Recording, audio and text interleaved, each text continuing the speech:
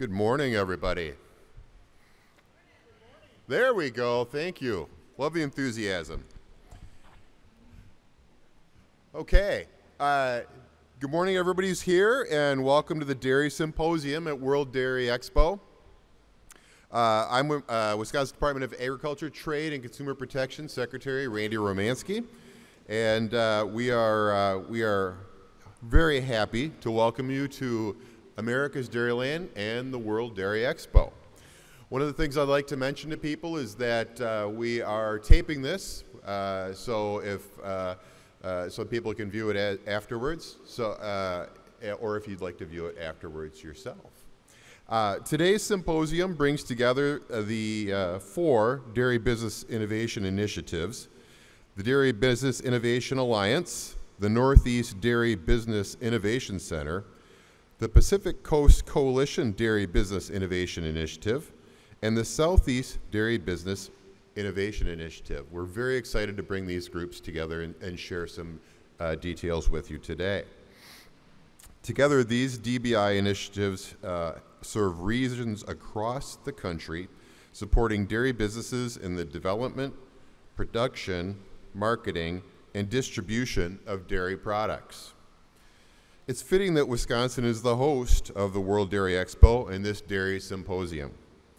The dairy industry is a significant contributor to Wisconsin's heritage, economy, and future.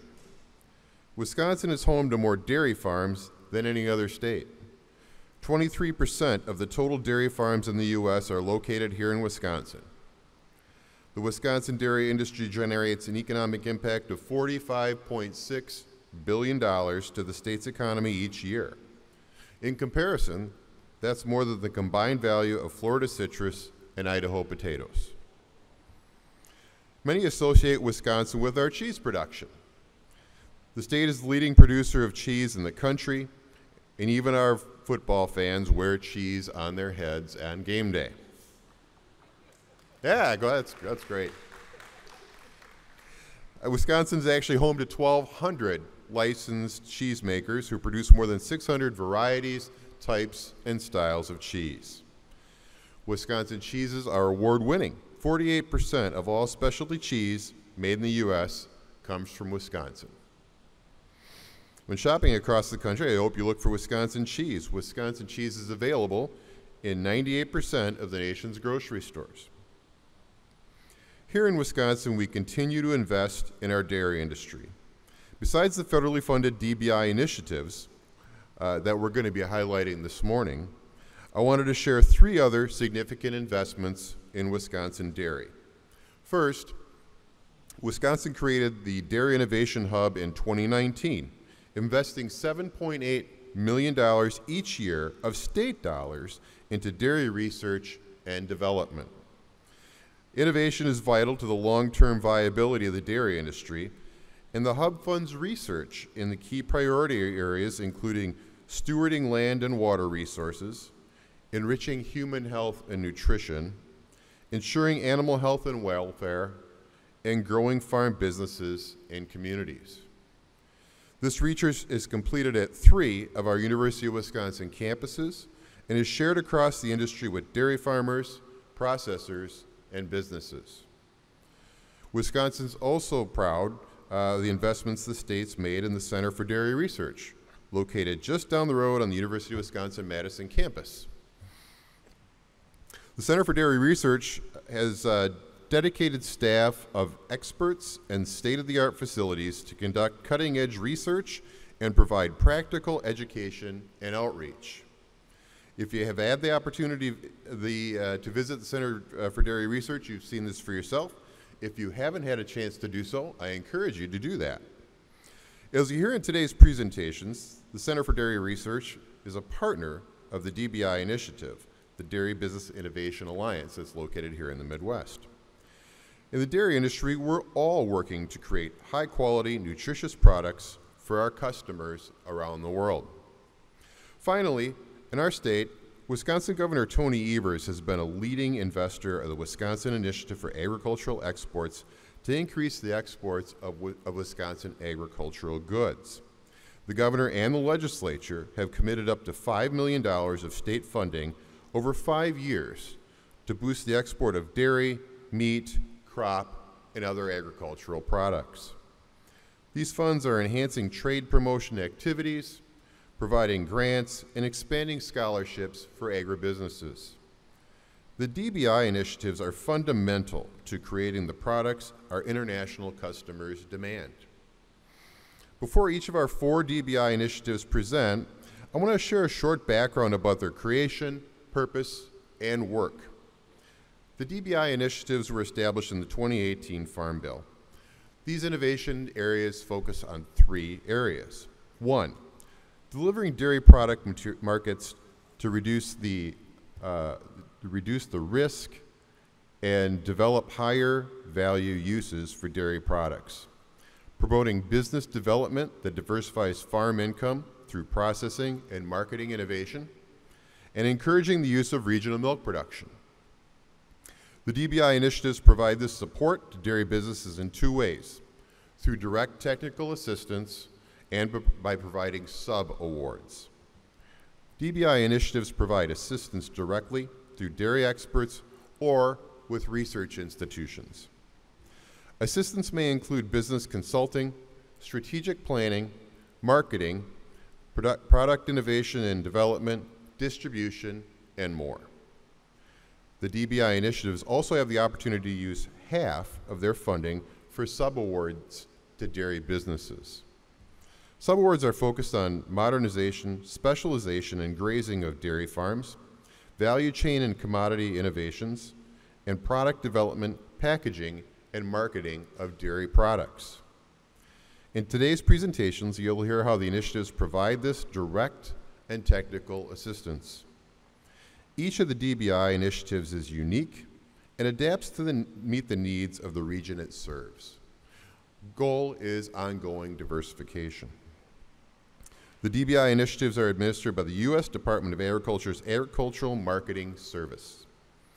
At this time, it's my honor to welcome Jenny Lester Moffitt, the Undersecretary for the Marketing and Regulatory Programs of the U.S. Department of Agriculture. Before she gets up here, I wanted to read a little bit about her and her background.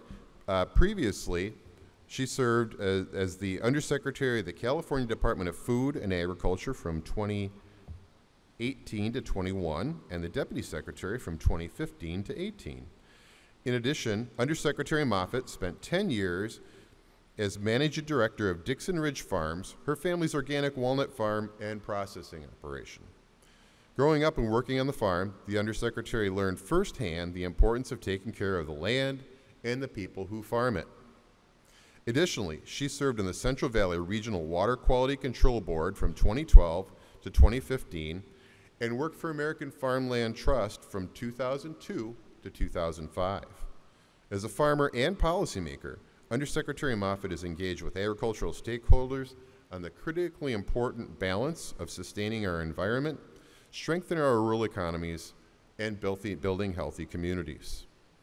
Undersecretary Moffitt is a graduate of Brown University and the California Agricultural Leadership Program.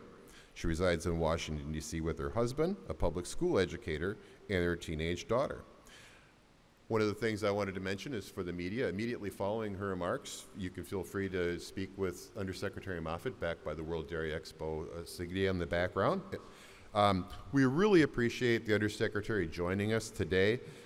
She's a frequent visitor to Wisconsin. The USDA, Secretary Vilsack and Undersecretary Moffitt have been very helpful and great partners, and I am asking you to please give her a warm welcome here this morning.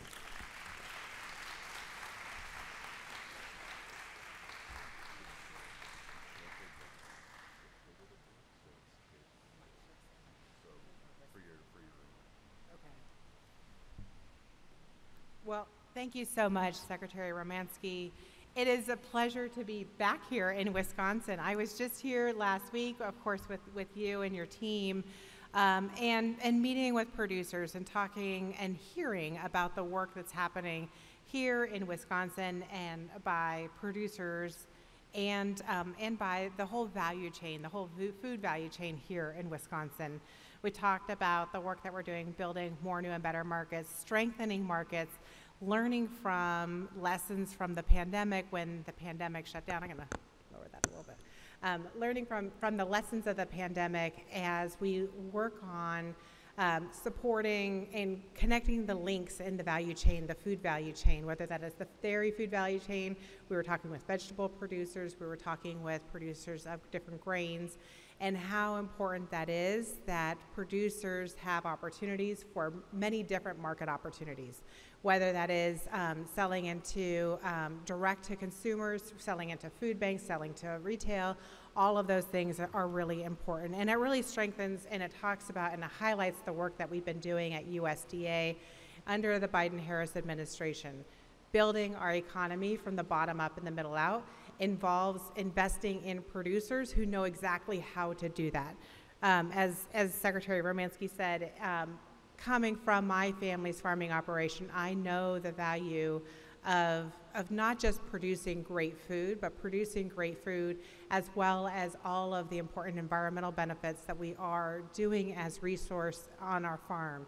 It's also about investing in our employees and investing in jobs in our rural economies. It's about investing in the resources of our rural economies, whether that is the local hardware store or the seed dealer. All of these things are very important, and it starts with investing in agriculture. It starts with investing in farmers and ranchers who are innovating along the way. 4 years ago at this same exposition, the former Secretary of Ag said, many farmers don't have a choice but to get big or to get out.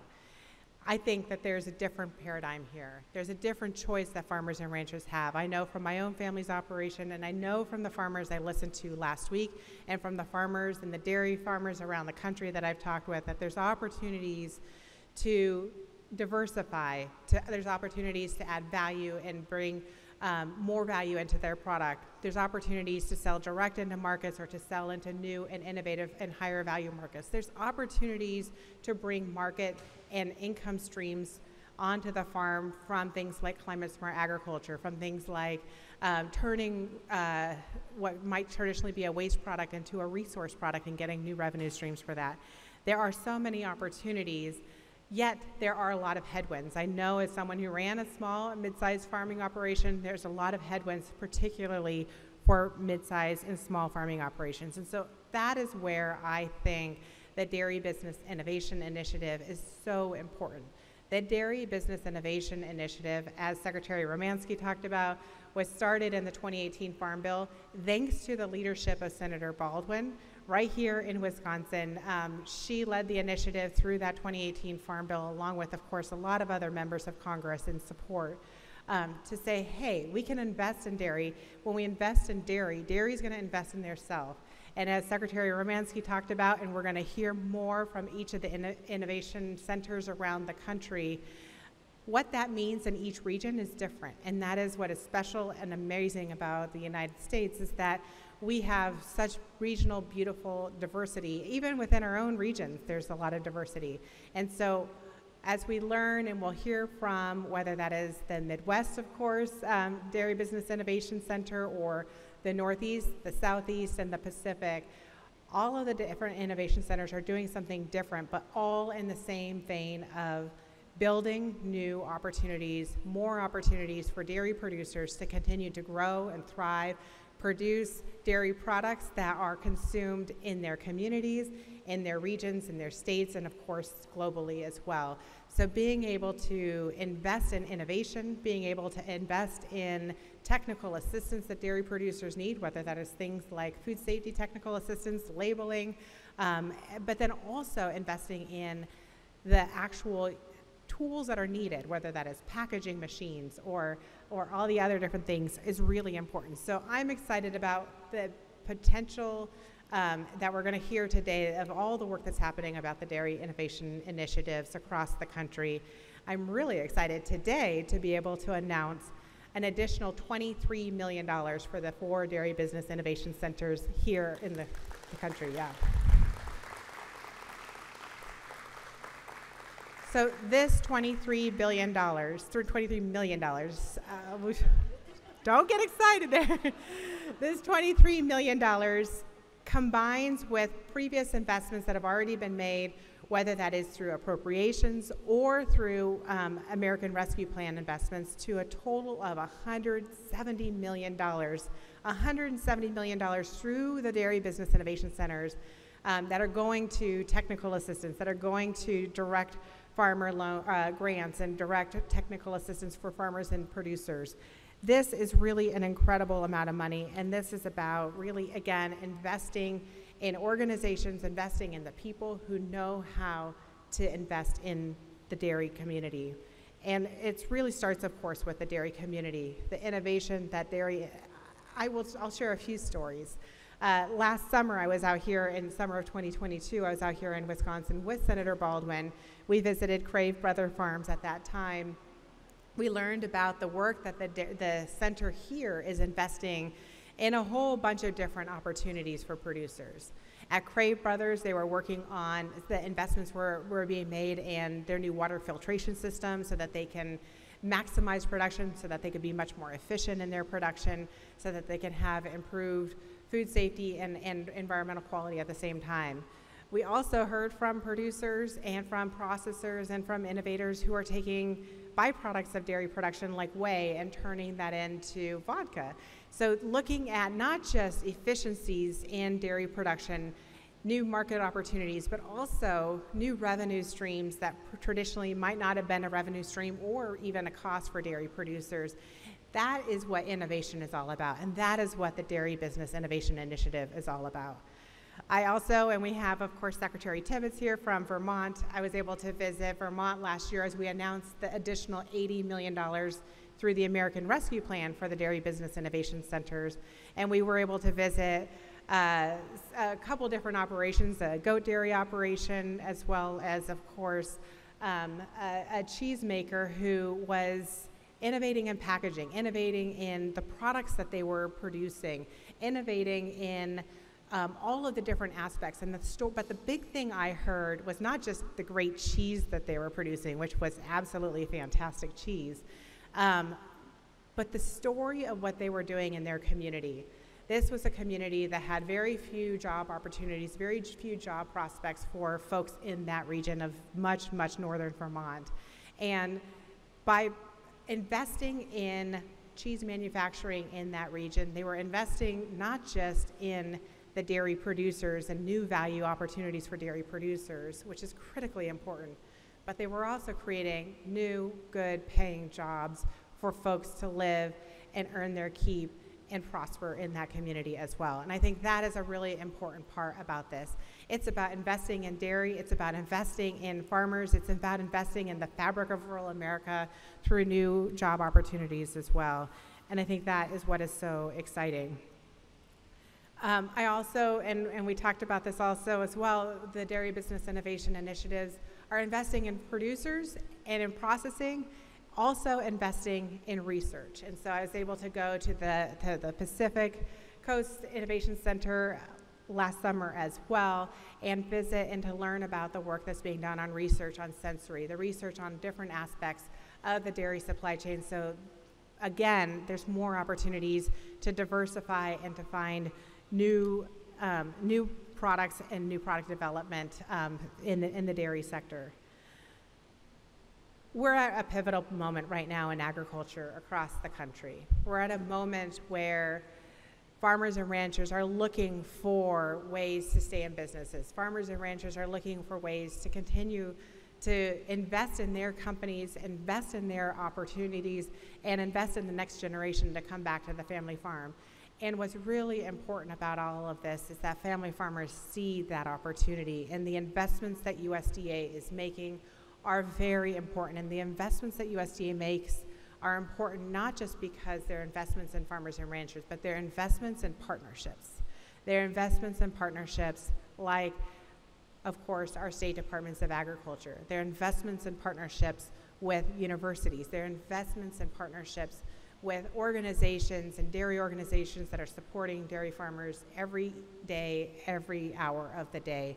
And that is really critical. With partnerships, with working together, with collaboration, and with the known resiliency of the dairy industry, I know that the Dairy Business Initiative, that the work that we're doing at the department, investing in the strength and partnership and the strength and the resilience of American agriculture, is going to mean the difference between whether a farmer can continue next year or whether the farmer needs to find new opportunities. Whether a farmer sees that there are new revenue streams, whether that are climate revenue streams or market revenue streams, whether they're turning byproducts into new value, all of these different things, there's new revenue streams and new opportunities to stay in and to continue to grow healthy food for their communities, for the country, and then of course also for the world. So we're really excited about the Dairy Business Innovation Centers. I'm not going to talk a lot about the work that they're doing because I'm excited to hear the work that is being done straight from the Dairy Business Innovation Centers around the country. But again, we're really excited to be able to announce today this $23 million investment in the Dairy Business Innovation Initiative to really supplement and enhance the great work that's already been done. So thank you so much. It's a pleasure to be here.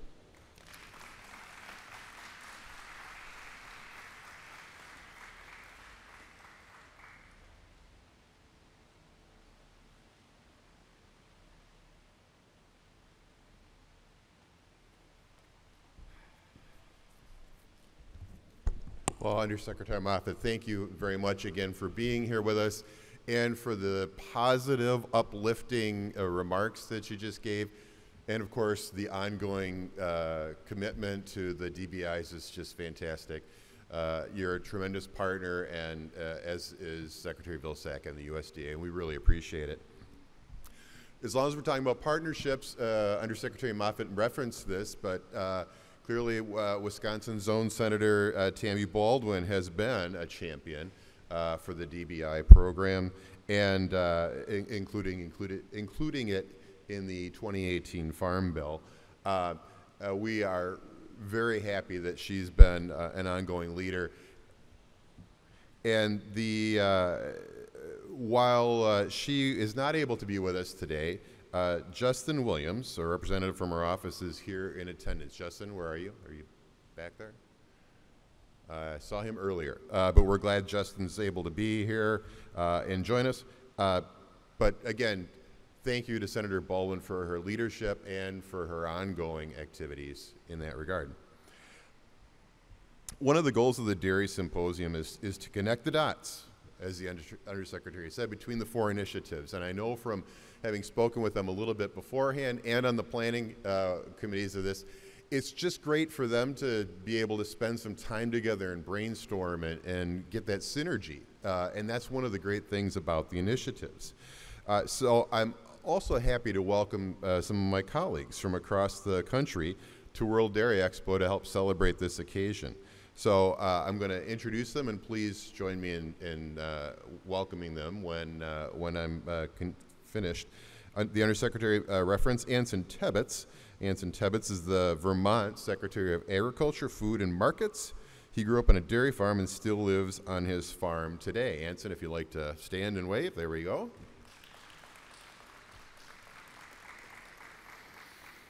In addition, Tom Peterson is the Commissioner of the Minnesota Department of Agriculture.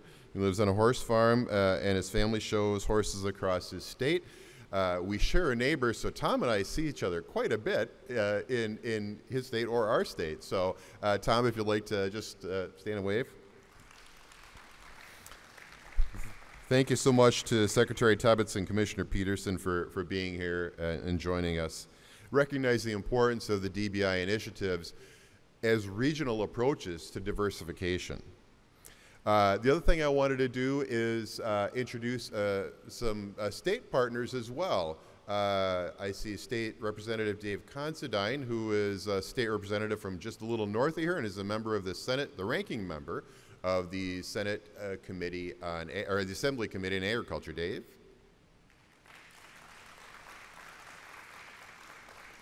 Great, and I don't see her, but I'm having a hard time with the lights. Senator Joan Ballweg also indicated she was going to be here. I don't see her in the crowd, but Senator Ballweg is the chair of the Senate Committee on Agriculture and Tourism. and she's also been a great partner for the things that we're trying to do at the state level. Ongoing discussion about partnerships. So here we are at the World Dairy Expo. Clearly proud to have that event in Wisconsin, as it always has been. And this fabulous show that's around you takes a whole lot of time, energy, and effort. And it's a great team that does it. But I also wanted to recognize not only the partnership of the World Dairy Expo, but of Laura Hirschleb, the general manager of the World Dairy Expo, who I see is here with us. Laura, say hello. Thank you for everything, Laura. There's going to be numerous opportunities to ask questions throughout the event, and the symposium is going to be set up for ongoing networking. I encourage you to ask questions of the presenters and panelists. On each table, there are instructions for how you can ask questions through the presentation via slido.com. I hope you'll engage with us throughout the event. There are also instructions on your table for how to register for today's event. If you haven't yet, please register to share who you are and where you're from, and that way we can share follow-up information with you as we're able. To moderate today's presentation and panel, I'm pleased to welcome Corey Geiger to the stage. And there's no truth to the matter that we only chose him because he and I go to the same barber. I cut my own hair, and Corey was okay. And Corey wasn't there the last time I did it, so I assume that's not it. But Corey is a tremendous partner, and I'm going to go through a bunch of the ways that we interact with him. But that still doesn't do it justice because he's like oxygen; he's everywhere. Corey is the lead dairy economist with CoBank, one of the largest providers of credit to the dairy and the U.S. Rural economy. Previous to this position, he served on the Hoard's Dairyman editorial team for 28 years. During his editorial tenure, Corey led the launch of Hoard's Dairyman China. He's served in numerous key leadership roles across the industry, including being elected president of the National Dairy Shrine, the Wisconsin Holstein Association, and the Holstein Association USA. He's also served on the board of directors for the Council on Dairy Cattle Breeding and the World Dairy Expo, where he chairs the Education Committee. Corey also operates a sixth-generation family farm and published 2 award-winning books centered on family, farm life, and the greater dairy industry. And I can say, just from having walked around with him a little bit yesterday in the barns and other times, I think he knows every dairy farmer in the United States of Wisconsin. So we're very happy to have him join as our moderator today. I appreciate Corey's willingness to be with us and guide the conversation. Corey Geiger. Yeah, absolutely. It's a delight to be here, and we're going to get this rolling right away. Just a fun story, though, to remind everyone how small the dairy world is. I had the opportunity to walk through the pavilions at World Dairy Expo yesterday with Secretary Romanski and Ag Secretary Anson Tibbetts from Vermont. And as we're going through the barns, visiting a number of Vermont exhibitors here, Anson goes, "Do you know Tim Abbott?" And I said, "Well, sure, I know Tim." And in this small dairy world, Anson and Tim Abbott were the same graduating class at Cabot High School in Vermont. And for those of you that follow dairy cows, Tim is the co-owner of last year's Supreme Champion at World Dairy Expo. So dairy may be a big in the world stage, but it is a great community of people. So glad to be here at the Dairy Symposium. We're going to start from coast to coast here, and we're going to start with the Pacific Coast and hear about their innovation out there. And I'm going to introduce 2 presenters. We're going to have a dynamic dairy duo up here. So joining the stage will be Dr. Carmen Licon, who is a cheese enthusiast and advocate for the dairy industry. Her research and academic passions involve assisting dairy process businesses to innovate, improve dairy products, and educate culturally specific and artisan dairy production. She serves as Director of Dairy Products Technology at the California Polytechnic State University at San Luis Obispo, and most of us in dairy industry would call them Cal Poly, but certainly that's their formal name. Carmen has conducted research in multiple countries and partnered in a multitude of international and multidisciplinary research projects. So Carmen is the cheese keeper, and her dynamic duo partner, Susan Pheasant, is the cow keeper for the Pacific Coast Coalition. That partnership involves 6 states and 8 universities. They'll tell us more about that, which we'll learn in a few moments. Susan also serves as director for Fresno State's Institute for Food and Agriculture. Susan has consulted with national and international businesses and nonprofit organizations to implement technologies and educational programs. Let's welcome Susan and Carmen to the World Dairy Expo.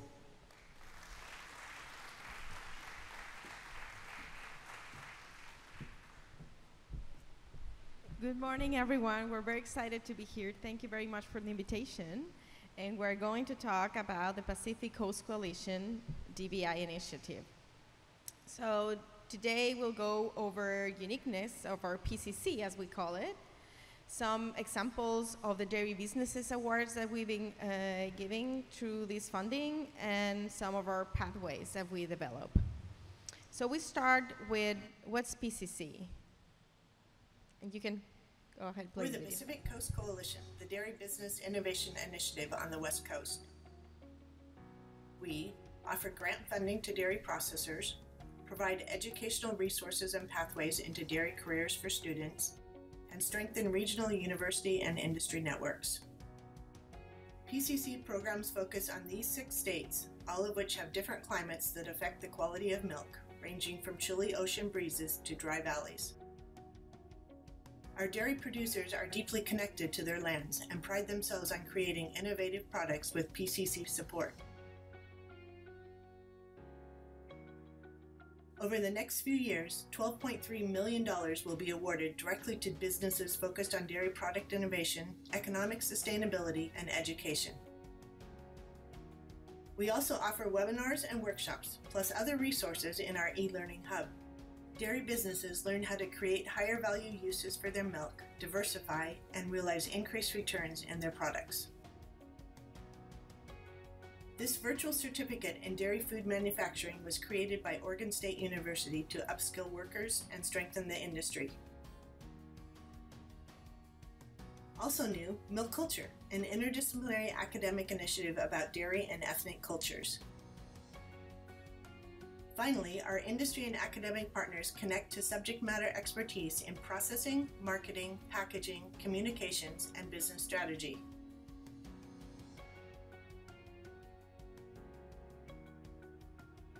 PCC funding helps to support this growing network with university pilot plant creameries, sensory facilities for new product development, plus shelf life studies and sensory evaluation. We are the Pacific Coast Coalition, and we support dairy processors, universities, and the industry through funding, education, and partnerships.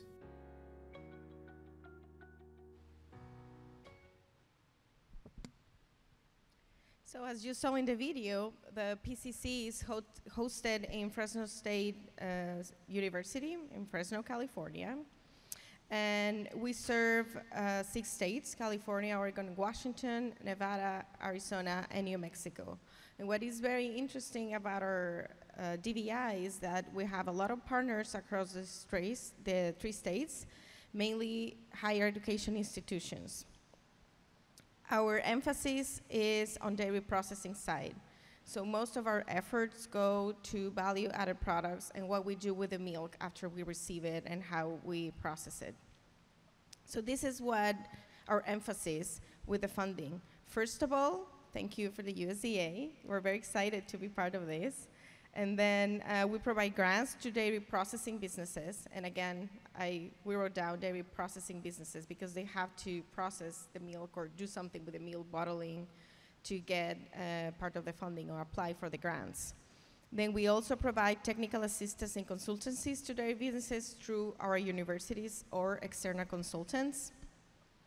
We've been investing a lot to train the workforce by organizing conferences, workshops, seminars, or webinars that are available on our website. We also created an initiative called Milk Culture Institute to provide value-added products and especially diversify the offer that we have in our regions. We're investing a lot in students, creating internships and industry network opportunities for them. And we actually have 2 students with us today. We provide those opportunities to go and visit other universities as well. And last but not least, we're investing on our pilot plans for multiple higher education institutions that we have across the regions. So we wanted to share with you today a few of the technical assistance opportunities and conferences that we're putting on, and you can see that all of the university partners as well as the CDIC, California Dairy Innovation Center, are helping with hosting these. We've also, in terms of technical assistance, are offering series of webinars, and these are available to anyone in the United States. There's a registration on our website. So Felice Thorpe was presenting on the 6 Ps related to sales to market. Upcoming this next month will be packaging, brought by the Packaging School and Clemson University.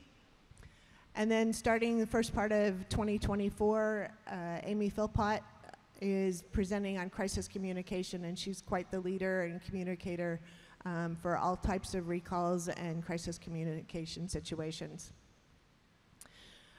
In the video, we mentioned briefly the certificate series that Oregon State University has developed. They originally thought that this would be 10 to 12 modules.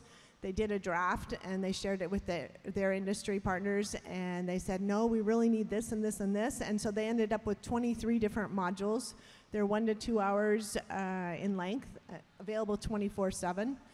The first module is free, and then there's a fee for service on the latter parts. And with the next round of funding, we're also translating those into Spanish language as well.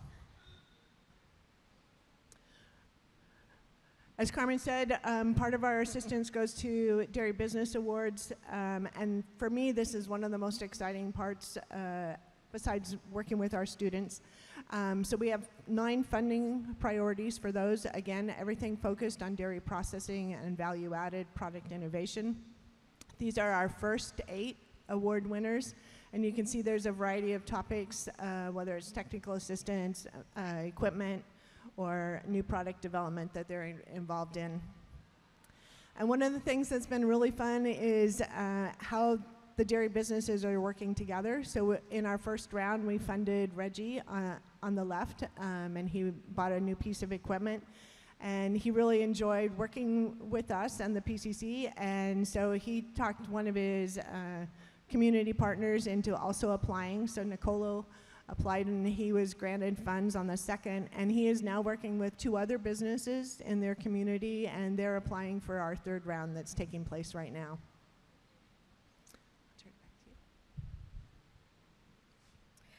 So going back to the pathways that we want to develop for the workforce. So we have in our regions a lot of need for people. That's why we hear from the industry. We need students who are able to just start working and hit the ground running, as we like to say, right? So we're investing a lot in our students.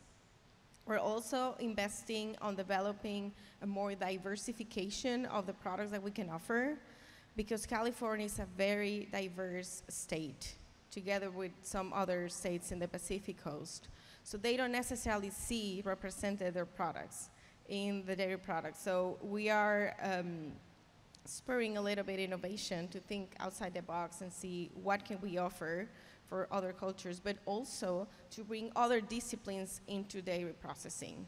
So we're partnering with media and communication, with engineering, with the School of Packaging, for example, to just bring other disciplines into the dairy industry and let them know that dairy is great and they can make a career out of it.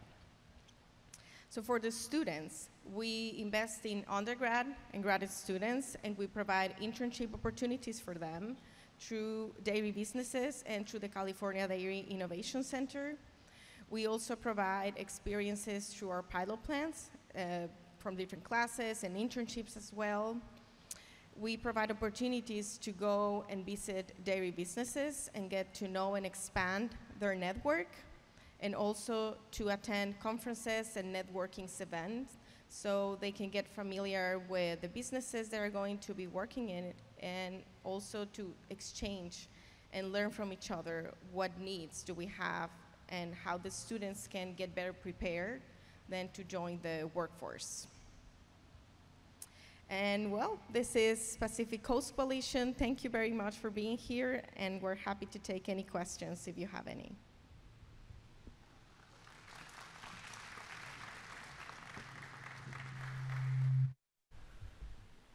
So we're going to ask the audience, and I see some questions coming in, none specific for your presentation yet, but go ahead and enter them in Slido, and we will get those asked to the panelists. So we're going to continue moving right now, and we'll come back with the presenters with questions in a moment.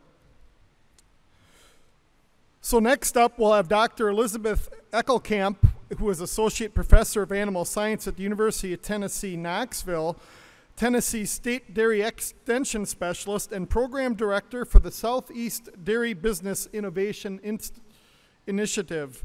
Liz works with farmers to maximize the dairy efficiency through precision technologies and animal health. She also addresses consumer preference and willingness to purchase local products. Liz, welcome to World Dairy Expo.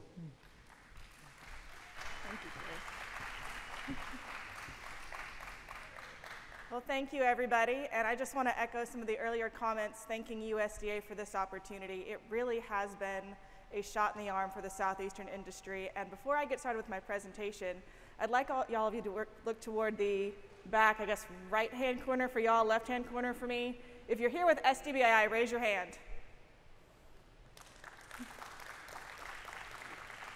So part of these funds and what we've done to reinvest in our area is do things like bus tours, and this is part of our bus tour. So we're stopping by World Dairy Expo today. The Wisconsin Board of Tourism has been extremely helpful with us setting up different farm tours today, tomorrow, and even Thursday. So we appreciate y'all's hospitality and welcoming us to your state and letting us learn some lessons from other parts of the industry. So as I mentioned, I'm Dr. Liz Eckelkamp. I'm an associate professor in the Animal Science Department at University of Tennessee, and I also serve as our state's dairy extension specialist and the director of the SDBI program for the 13-state region that we reach. And as part of that, we have several different programs that y'all can see on the board. I'm going to highlight these pretty quickly and then talk more about the initiatives that have received awards from us.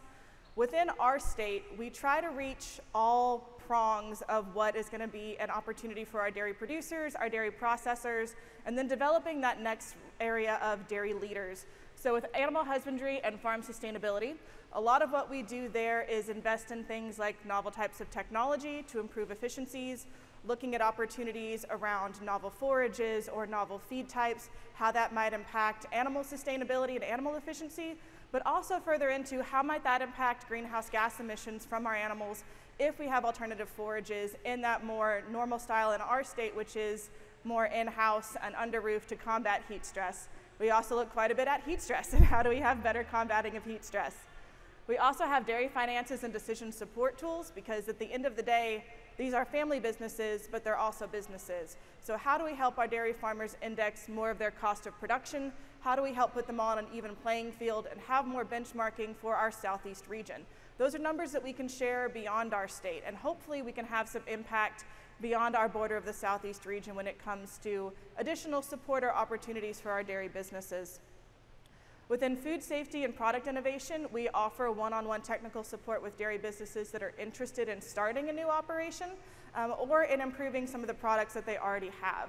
And one way we do that with our university is we partner with our food science department, and it's a capstone project for our senior students. So our senior students will partner with a dairy farm business in the area and hear a little bit about what type of product do you want? What kind of products are you trying to add to your repertoire? Or are there products that you would consider a waste product, so like whey or something along those lines as a byproduct, that we could help you develop into something new? They come up with a food safety plan, they come up with a HACCP plan, they come up with a recipe and a nutrition label and some general marketing and provide all of that back to our dairy business. We also do some things with novel technologies like alternatives, post-pasteurization, again with our food science department. And within our marketing and agritourism training, we do a lot of workshops and then research hands-on through consumer panels, focus groups, and surveys across the southeast region to try to figure out what are our customers looking for and provide that feedback directly to our dairy businesses. Is it changes on the production side that our dairy farmers could implement? Is it something that we can highlight more in our processing for our producer process people? Or is there a different avenue that we're not really reaching? Should we be doing more online? Is that a better way to reach more of our potential customers? And then beyond that as well, with the agritourism and training, we're looking at marketing with things like eye tracking technologies and bringing novel tools into the market. So we can actually put on a pair of glasses onto someone going through a store and track what are they looking at. Do you like this label? Why do you focus on this label? And is there a different way we could set up your store? Is there a different way we could walk you through your shopping experience to increase more sales for our dairy businesses? Beyond that, back to the farm side, we want to do that with farm tours and agritourism. Why are you focusing on calves? Why are you focusing on cows? What is it about our operation that you might have more questions about? And how can we be more leading on any of those challenging questions that may come in the future? So tying those things together with that novel eye tracking technology is a really exciting innovation that we're proud to have. Within our leadership and workforce development, just like Carmen said before, having people in this industry and having a labor force has been an extremely limiting factor for our southeastern producers. And we're trying to combat that in a few different ways. We have our U-Dairy program, which is focused on undergraduate internships with host farms, ideally that have production, processing, and then a retail store. Our students rotate through that for about a month and a half internship program, and they go with some leadership training with us at the first 2 weeks. And these students may or may not have a dairy background, may or may not have an ag background. We work with different farms and different universities across all area, and I'll highlight them here in a second, to get those students into our program. And we pay the internship, we pay the housing fee, we even offset transportation to try to remove as many barriers as possible and share these new opportunities with hopefully the next generation of dairy enthusiasts just like us. And we partner them with host farms in our area or research opportunities depending on what their main focus and interest is in. On the adult side and more of our processing side, we have our milk program, which is Mastering Individual Leadership Knowledge. That is focused on our dairy producers and dairy processors across the Southeast region. They go through a leadership training, learn about strengths, weaknesses, working in family dynamics, and even how to work with diverse groups of people.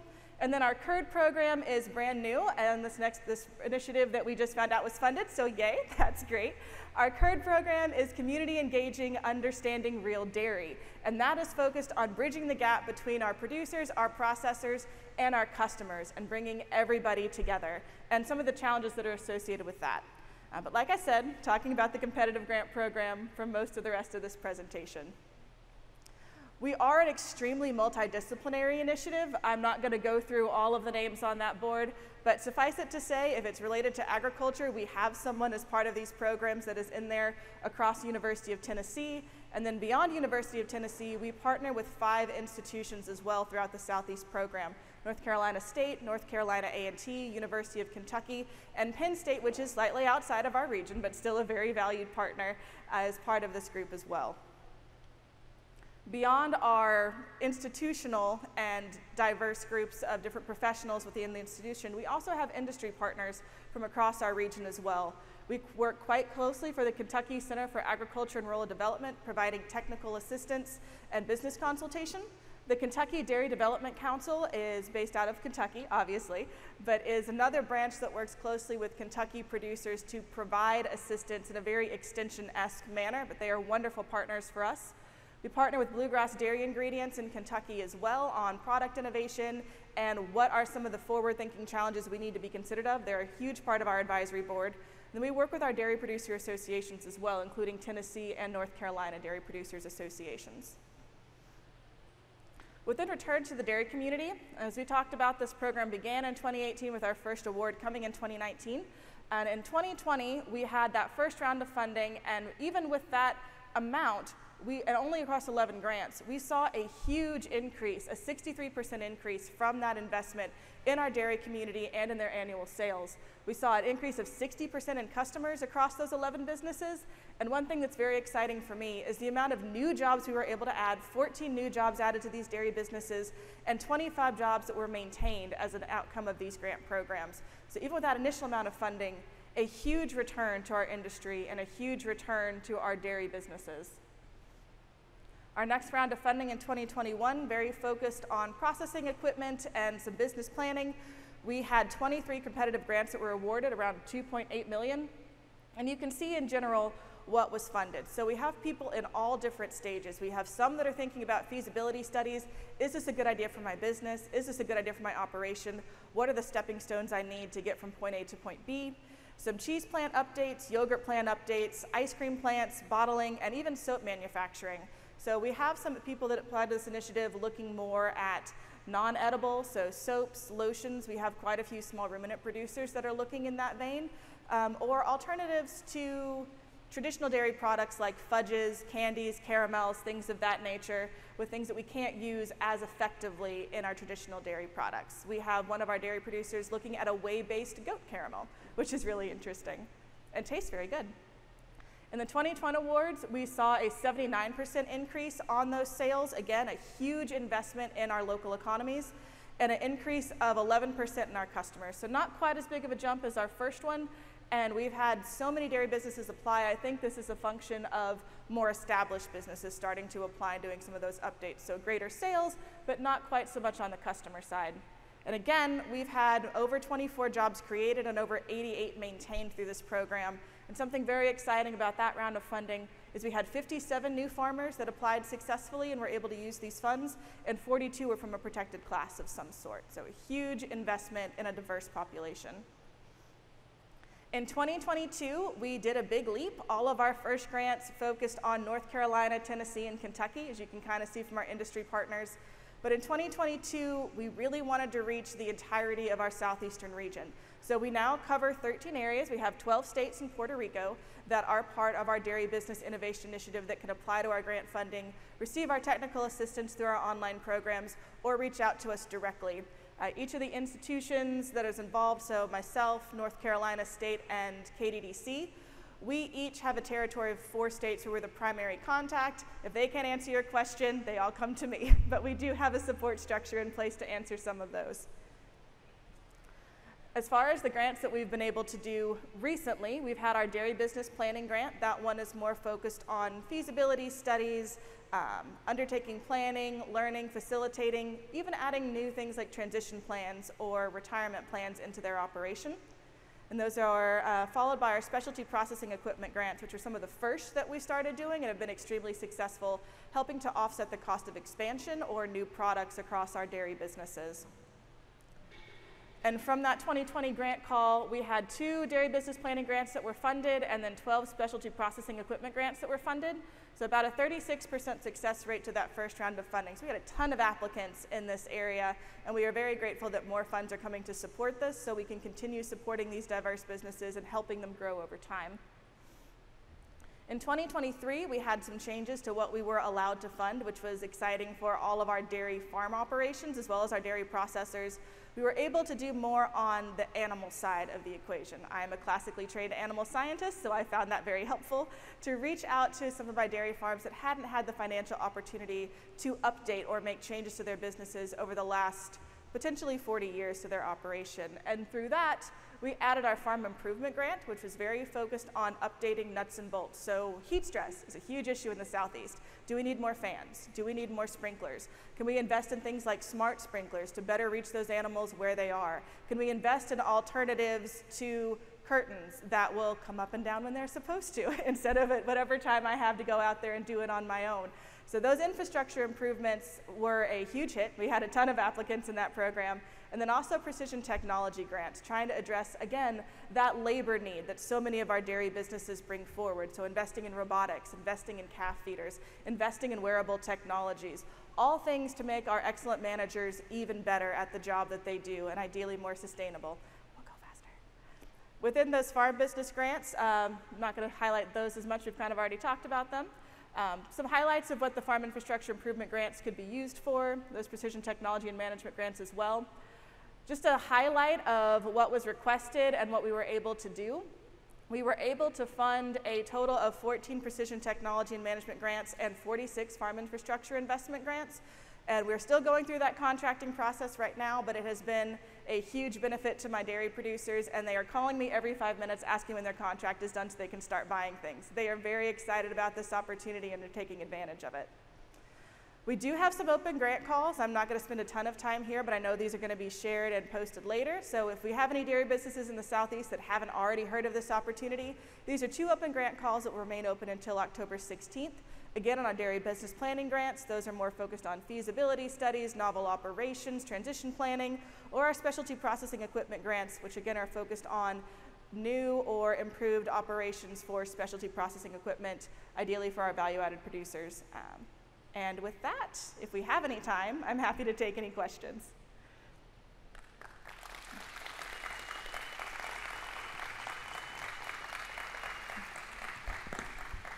What we're going to do, and I shared with the speakers, we're going to call a little bit of an audible. We're going to keep going through the presentations, and we're going to bring everybody back on stage for about 15 minutes. So we have questions coming in from Slido. At your tables, there's instructions on how to submit those. So go ahead when you hear ideas and questions come to your mind. Go ahead and submit those, and we're going to do a little 15-minute Q&A with all our groups right shortly after that. So next, we're going to welcome Laura Ginsberg, who leads Dairy Development and Innovation effort at Vermont Agency of Agriculture, Food, and Markets, including Northeast Dairy Business Innovation Center team. With previous experience operating a farm and creamery in Montana,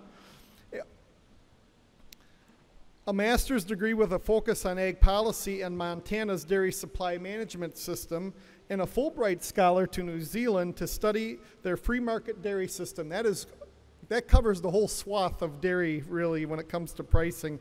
Laura brings a very diverse background to her work in creating resilient and forward-thinking programs for the dairy community. And let's give Laura a great World Dairy Expo welcome.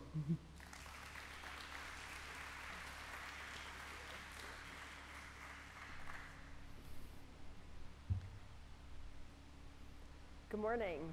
Really pleased to be here today to talk about the Northeast Dairy Business Innovation Center. And I'm joined, Catherine Donovan, who's our Regional Programs Manager, is also here. So we are both able to answer any questions that folks have during the question and answer period or after that. So the Dairy Innovation Center team at the Vermont Agency of Agriculture is pretty broad. All of the grants that we offer, all of the contracts are run through the state agency. And so we have a great team of folks that you can see on the screen here, including a grants team that works with everybody who receives funding with us, an outreach and content coordinator, myself and Catherine, and somebody to help us with understanding the grants and contracts administration pieces. So really awesome team. They can't be here today, but they do wish they could be here. So we spent some time when we received our first round of funding and then were notified of the second round to really think about the investment strategy for how we were going to utilize the funds across the Northeast region. As the other centers have identified, and as everybody here knows, dairy across the United States is very different, and the Northeast region is special in a lot of ways in that many of our farms are small. There's a lot of processing, on-farm processing, specialty products that come out of there. And we really felt like we needed a very clear message for how our funding was going to be used. So first of all, it's connection to consumers. We don't have a lot of really large scale processing, but we have a lot of different products, and we have a huge consumer base in the Northeast metro region. So we need to make sure that our products are connecting to consumers. They're what they want, they're in the right package at the right time in the right place. The second is business management. So we want our grantees and the people who receive our services to leave the opportunity with us being better managers for their farm, for their creamery, or whatever it is that they're operating along the dairy supply chain, so that they have better financial skills, they've got better marketing skills, and they have the ability to be more responsive to whatever situation may arise. As Undersecretary Moffett noted earlier, support for rural communities and all dairy communities is incredibly important, and we know that dairy is oftentimes the cornerstone business for these communities. And so we see our grant funding as a way to leverage dairy to make it stronger for better employment, better wages, and increased opportunity for young folks to come back. And then finally, leadership and climate forward strategies. So thinking about ways that we're reducing energy use, we're thinking about plastics reductions, we're thinking about ways that we can help farmers take advantage of those climate smart technologies. So I'm going to go through some of our projects and investments since 2019 through today. Like the other centers, we do a lot of different things. So I'm going to highlight some of the opportunities that we have funded across 3 different categories. So the first is education and events. We do both education through contracted technical assistance. So because we're a state agency, unlike the other 3 centers, which are all university-based, we don't have the ability to provide that technical assistance ourselves. And so we put contracts out to work with technical assistance providers to provide that education and connection. And our panelist is Dr. Heather Darby, who is one of those technical assistance contractors that we work with. We do that through cohorts. We do that through extension by providing staff through UVM and in the University of Maine. We've done learning journeys to visit New Zealand, run dairy farms in Missouri, and we take folks to trade shows to develop the opportunity for international and domestic export. So the Project Spotlight here is one of our cornerstone programs. It's the Dairy Farmer Technical Assistance Cohort. And the goal here is really based on my time in New Zealand, seeing how farmers gather together to walk through other people's farms, to build relationships that were peer-to-peer based, based on trust, so that when they get the technical assistance and maybe that ends, they have somebody that they know, that they can trust, that understands their operation, that they can call on for more assistance. So what we do is twice a year we release this contract opportunity, and qualified providers apply for forage or grazing, business management, alternative staffing. We just expanded this to include processor cohorts as well. So we funded 18 cohorts across 7 states that are working with about 200, just over 200 farmers. And the outcomes to date, we've got 2 great examples here. The Cleveland farm in Vermont was one of our first cohorts. They're a small farm. They milk about 60 cows. They moved their cows outside for the first time in about 20 years. And in the first year, they saved about $34,000 in feed costs as a result of getting those cows back on grazing in a managed way. This other farm is growing extra corn, and this will allow them to move from purchasing imported feeds to using almost solely homegrown feed. So we're reducing that feed cost for them, which is a great outcome. The second way, and probably the biggest way we use our funds, is through competitive grants. We do a lot of different grants, and if you are involved in the dairy supply chain pretty much at any point, we have a grant that's right for you. And we do cows, goats, and sheep, so any dairy producer is eligible to apply, both farmers and processors. You can see a list here of the ones we've offered so far. And to date, we've awarded 214 projects with just over $13 million worth of funds. Right now, we're in a decision phase with the larger amount of funding that we received as part of the American Rescue Plan. We are able to do larger grants, and so by the end of this year, we will award at least another $12 million, and we will release another $3 million for application. So this is a pretty huge year for us to increase the amount of funding that's on the ground. So a couple of spotlights here. One of the ways that we really have noticed that small processors need support is with marketing and branding. So a lot of times, people that are small processors, they wear every single hat. They're the farmer, they're the value-added processor, they're the marketer, they're the salesperson, they're their own bookkeeper. And really, sometimes the branding is something that it takes a lot of skill, it takes a lot of time and energy, and it just kind of falls behind. And in order to stay competitive, we need these brands to look fresh and interesting to the consumer.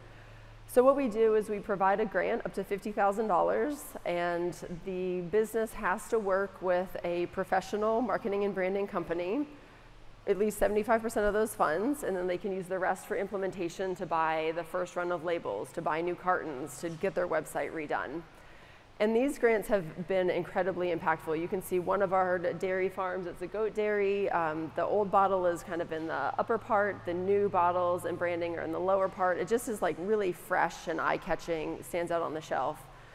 So we've done this 3 times. We've put about $1.2 million towards these grants. And you can see some feedback from some of the grantees. So one of the grantees did 17.6 in online sales, and the year after they did 40,000, so a doubling there. The next time they've had $50,000 more in sales and demand up 40%, and another recipient sales went from 750,000 to about $1 million over the course of the grant period. So really great outcomes for these grants. We also do dairy packaging innovation. So we see a real opportunity to connect with consumers in a different way if we can get our products into packaging that's either recyclable, compostable, or made out of post-consumer recycled content. So we funded this round. These were our largest grants at the time, up to $350,000, with the purpose of both R&D and implementation for new types of packaging. So we funded 5 projects.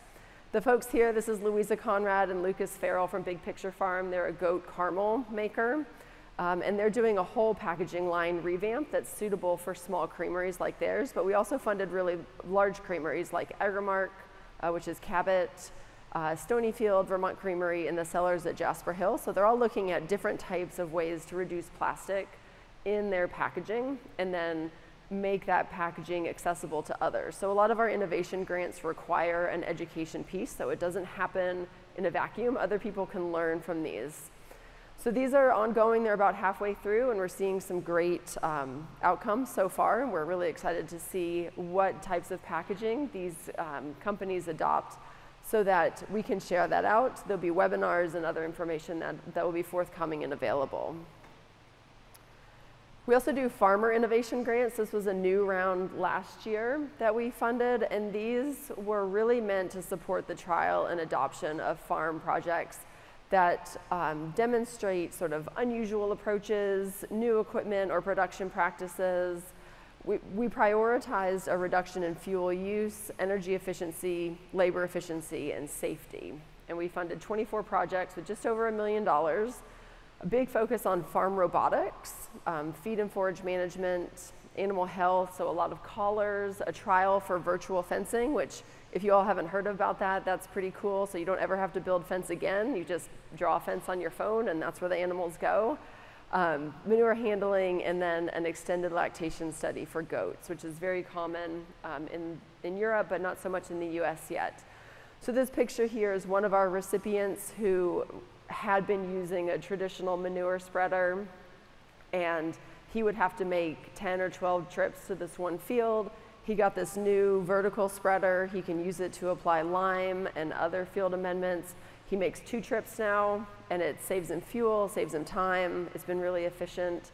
And so it's exciting to see how these farmers are adopting new technologies and willing to share it with others so that people can see if it's right for their farm.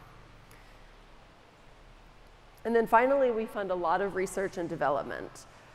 So we're looking at distribution, the goat dairy sector, consumer perceptions of marketing and branding. We've got some on sensory aspects of specialty cheese. We just did a dairy product challenge with Cornell University. And like the other centers, workforce and apprenticeships are a huge issue. And so we're in the early stages of a workforce and apprenticeship program development that will lead to the creation of a new program funded by the center that will help support people who aren't necessarily coming from an ag background and getting into agricultural careers. So the project spotlight here is the Cornell Dairy Product Innovation Challenge, and the goal here was really to drive the development and innovation of market responsive dairy products. This is the first time a product challenge like this had been offered. Cornell does other similar food competitions or agriculture competitions, but this one was specific to dairy products meant for consumption. They had 53 projects apply, and they selected 10 finalists. Those finalists received $20,000 plus some coaching and mentorship, time at the dairy processing lab at Cornell. Then we selected 3 winners. Those 3 winners received an additional $55,000 to invest in their business, and then another year of mentorship and product development support. So it was a really exciting opportunity for us to invest in new product development in the region in a way that our center doesn't necessarily have the capacity to do. So working with Cornell has been a great partnership. The 3 winners were Lulu Ice Cream for their goat milk gelato, Terra Firma Farm, she's making a ready-to-use ice cream mix, and then Oakfield Corners Cheese is looking at a Mexican-style cheese. So finally, our funding totals, like the other centers, our funding is very highly competitive. We've received 623 applications for funding to date, with a total request of $61.6 million. When we released funding for milk storage and handling, that was probably the time that we realized that the word about our program had gotten out to the larger community. We received almost 200 applications for that program alone. We had $1 million to grant out, and we got $8 million in requests. And what we realized is like there's a lot of need out there, and so what we're doing now as we're putting out grants is that we're starting to repeat grants so that farmers can plan 2 and 3 years in advance for what they may or may not need. So for example, last year we ran the milk storage and handling grant.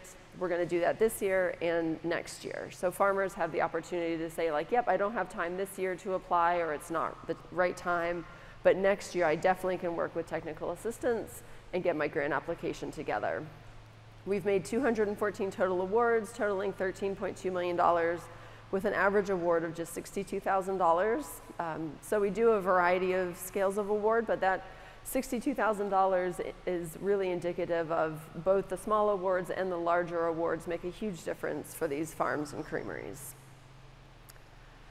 And we'll be here for the rest of the day if you've got any questions. This is my contact information. Happy to take any questions at the end, and for folks to reach out at any time to understand how our programming might be a good fit for them. Thank you.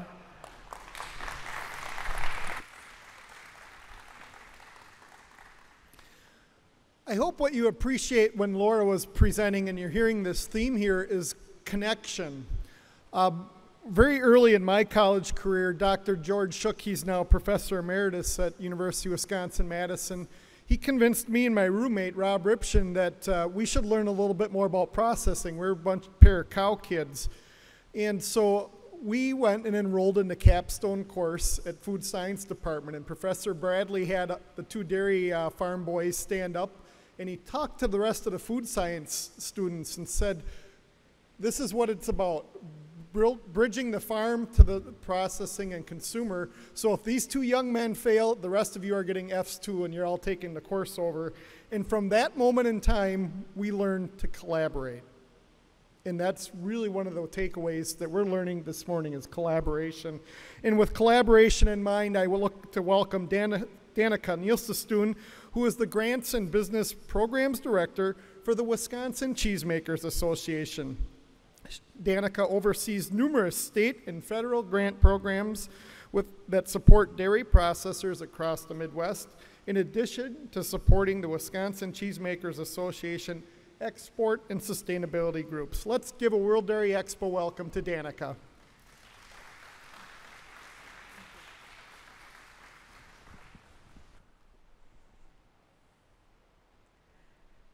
Good morning, everybody. I'd like to start off by thanking the USDA and Undersecretary for being here. Without the funding from the USDA, I would not have the best job on the planet, which is giving out money to dairy processors and cheesemakers across the Midwest. It's the absolute best job. I get to talk to them every single day and help them grow and improve their business. And I don't even have to email the ones and tell them that they didn't get the grants. My poor friend Emily has to do that. So thank you so much to the USDA for that. So I'm going to sidetrack us for just a second, and I promise I'll keep us on time. But my late father-in-law,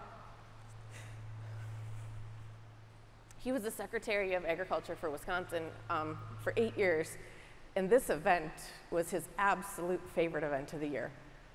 And I believe, in part, that was because dairy producers, dairy farmers, his industry friends would gather together in his home state every year, and he got to spend the week with them, and they got to share stories and spend time together, and he loved it. But in reality, the reason this was his favorite event, and Secretary Romanski, I don't know if you know this, but the reason this was his favorite event was because he got to get paraded around in the show arena in a stagecoach and wave to everybody like a celebrity, like a big dairy nerd, and that was his actual favorite part, and that's why he loved this event so much. So Rod actually grew up on a dairy farm just outside of Arcadia, and it was the same dairy farm that his great-grandparents, Johan and Mattia, settled on when they came to America from Norway. And the reason I tell you this is because whenever Rod gave a speech or spoke in front of a big group, he always honored his Norwegian heritage. It was so important to him. And so I'm going to do that today, since I'm here at his favorite event. And he did that by telling an Ole and Lena joke. So I apologize in advance. They are not good jokes, but it's what we do when we're Nilsa Stewans speaking at an ag event. So here we go. So Ole and Lena were at a marriage retreat, and they were talking to the counselor, and the counselor said, Ole, it is so important, and I'm not going to do the accent, you guys. I'm not going to do it. It's so important for you to know important information about each other so you can get to know each other and have a successful marriage. For example, what is Lena's favorite flour? And Ole said, Pillsbury all-purpose flour? That's it. That's the joke, you guys. Okay, on to the work stuff, right? Okay. So let's see, clicker. The Midwest DBII region is called the Dairy Business Innovation Alliance, and it is a partnership between the Center for Dairy Research and the Wisconsin Cheesemakers Association. The Dairy Business Innovation Alliance develops and administers programs providing technical assistance as well as grants to dairy farmers and businesses in the Midwest region. The Center for Dairy Research, located here in Madison at the University of Wisconsin campus, is a world leader in product development, research, and training for the dairy industry, and in partnership with UW Extension and Dairy Farmers of Wisconsin, offers the only master cheesemaker program in the country. And I'm not sure many of you may know this, there's only 2 master cheesemaker programs in the entire world, and we have one here in Wisconsin. The Wisconsin Cheesemakers Association was founded 130 years ago as a way for cheesemakers in Wisconsin to set and lift standards for quality and safety in our industry. And now, in 2023, with members from 41 states and around the world, it is far more, serving as a strong advocate, networking hub, and trusted source of education and information. WCMA facilitates committees covering education, workforce, export, and sustainability, and also hosts the renowned US and World Champion Cheese Contests. And in partnership with the Center for Dairy Research, we host the CheeseCon and Cheese Expo, which are 2 events that gathered more than 4,000 attendees every year. The overarching goal of all DBIA programs is to find ways to improve the profitability of dairy farmers and processors. To accomplish this goal, we offer support to dairy farmers and processors via technical assistance and research programs and financial assistance. Our team, that has about 1 grillion years of experience in industry and grant management, is made up of staff from both WCMA and CDR. While both organizations help with technical assistance and grants, WCMA focuses on the administration of the grants, while CDR focuses on the technical assistance and research. CDR offers access to a dairy processing facility, product development, a library of e-resources, business coaching, and a dairy processing mentor program. As a part of the DBIA Technical Assistance Program, CDR developed 2 webinar series to help dairy processors strengthen their business. The Let's Get Started series was developed to help dairy farmers and processors who have decided to move forward on diversifying their enterprise or developing new products that aren't yet off the ground. The Let's Keep Your Business Going webinar series covers important topics like risk management, developing a business plan, marketing, and specific manufacturing processes. Both of these series are available on the CDR DBIA webpage. Utilizing DBII funds, the Center for Dairy Research worked with Mintel to conduct research products with more on the way. The first was a study to determine import displacement opportunities. specifically focused on domestic goat and sheep cheese. Another study, also in partnership with Mintel, was conducted to inform U.S. dairy entities opportunities for exporting dairy products. And lastly, we have the DBIA Mentor Program, which is available to all dairy processors and dairy farmsteads participating in our programs, and is run by CDR and comprised of industry experts who work directly with processors on a wide variety of topics, ranging from business planning to specific manufacturing processes. The other half of our work in DBIA Midwest region is our grant program. So the DBIA grant program offers reimbursable grants for dairy farmers and processors in our 11-state region. The grants are offered twice a year, generally in the spring and fall. We currently have an open grant round right now. Those applications are due October 18th. All the applications are scored by at least 4 scorers by volunteers from partner organizations across the region. Largely those are our departments of agriculture in the 11 states. There's 2 types of grants, the Business Builder and the Industry Impact Grant. And I'm proud to say that more than half of all of our DBIA recipients have been farmsteads. So who better to tell our story of the DBIA grant success than some of our recipients?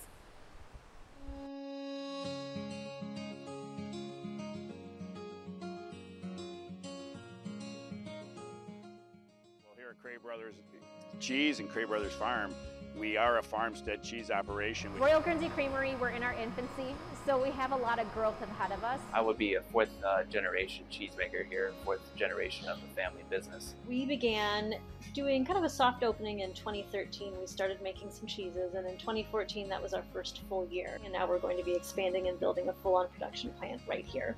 The funding from the Dairy Business Innovation Alliance really allowed our company to accelerate its growth. With the funding, we were able to develop branding and labels for our products. The funding also allowed me to hire a Wisconsin licensed butter maker so that I could complete my apprenticeship hours and get my state license. With the grant, our goal is to use that money to replace some of the older equipment. It'll increase the size of the vats a little bit. It'll make more efficient operation. And we use the grant to put in recirculation pumps and additional refrigeration. We applied for a grant to help cover the cost of a new cup sealer for packaging one of our new fresh cheeses. We were able to increase our efficiency from making 32 pounds in one batch to 500 pounds in one batch. This allows us to provide a local product to consumers. It's also allowing us to educate them on the dairy industry. We did this with the mindset of planning for the future. One family motto that we've always had that we inherited from our father was what next? What can we do better? What can we do next year that's going to be better and more exciting, and always be willing to try to change things? And really what we're doing now, we never really envisioned 25, 30 years ago. We're definitely going to stick to our niche of making small artisan batches of cheese. We're known for the use of the bricks, the tradition of it. We'll be starting our 9th year next year, and we are really, really excited to get into our own space. We're also really excited too to continue to grow the sheep cheese market. And we've got a really abundant, great supply of milk, and now we're going to be in a better position to be able to make more of that cheese and just to get it distributed more widely. DBIA really helped us a lot because this is all new to us, and whenever we had any questions or anything, they were somebody who we could go to and get questions answered, and it was just nice having that support. For a business our size, which is really quite small, it's imperative to have help like that. Without that, I don't know that we would exist right now. DBIA has been really good for the industry to keep businesses afloat and to keep a company like ours on the map.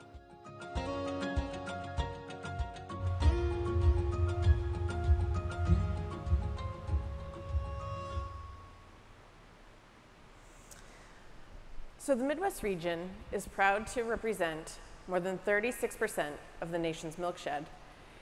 In just 4 years, we have awarded 144 grants across 11 states. Our region actually started out as 5 states and expanded last year to 11. So you can see some of the states with smaller grant awards are some of our new states. And we have received 417 applications in that time. Every round continues to get more and more competitive, which is really exciting. We receive grant applications from companies of all sizes. Like I mentioned before, more than half of our recipients have been dairy farms or farmsteads, and 87% of our award winners are companies that have less than 50 employees, which I think is showing a great economic impact in our region. As I mentioned before, we have two types of grants. The first I'm going to talk about is our Business Builder Grant. Those are designed for small to medium businesses, and eligible projects should either diversify an on-farm activity, create a value-added product, or enhance a dairy byproduct. So some commonly requested projects and budget items that we get with our Business Builder program are equipment to support growing demand, equipment to support new products, equipment to support production efficiencies and safety, equipment to support new on-farm dairy product processing, marketing, production facility rent, and personnel. So Landmark Creamery is a small creamery located in southwest Wisconsin, and they have actually received a couple of awards from us. You saw them in the video earlier. So they've utilized DBIA funds to purchase equipment to launch new products, improve shelf life of products, and allow for expanded retail sales. They've also used those dollars for brand development, social media, and travel to trade shows. Many of our dairy farm applicants are interested in DBIA funds to start processing their own milk. So like when I mentioned before, half of our award winners are dairy farms. A lot of those farms are utilizing our dollars to start processing. Some of them are actually buying equipment to start processing on site. Some of them are utilizing other larger manufacturers to process on their site. And we've also had several who are utilizing dairy processing facilities at universities to test new recipes, work with dairy processing experts, and get their product going before they make that investment in equipment on their own site. Our other awards are industry impact grants. These are geared towards dairy product manufacturers that want to help develop an innovative idea or tackle a challenge with the potential to advance the dairy industry. Our Fall Industry Impact Award is focused on exporting projects. Some commonly requested projects and budget items for our Industry Impact Awards are research and development, pilot programs, a new product testing, innovative technologies, equipment, market consultants, personnel, and travel to new markets. This is Specialty Cheese. They have actually won also a couple of different awards from us. They are a mid-sized producer in Reesville and a recipient of multiple grants. They take advantage of DBIA funds to support creative innovations by purchasing equipment, research, and development to renting test facilities in Germany to learn how to use a new piece of equipment. All of these projects support ranging from developing lactose-free paneer to developing a D-Way technology for soft cheeses that are unique to the US. We have also funded projects related to sustainable packaging, dairy butter reclamation technology, whey-based spirits, and the upcycling of liquid milk permeate.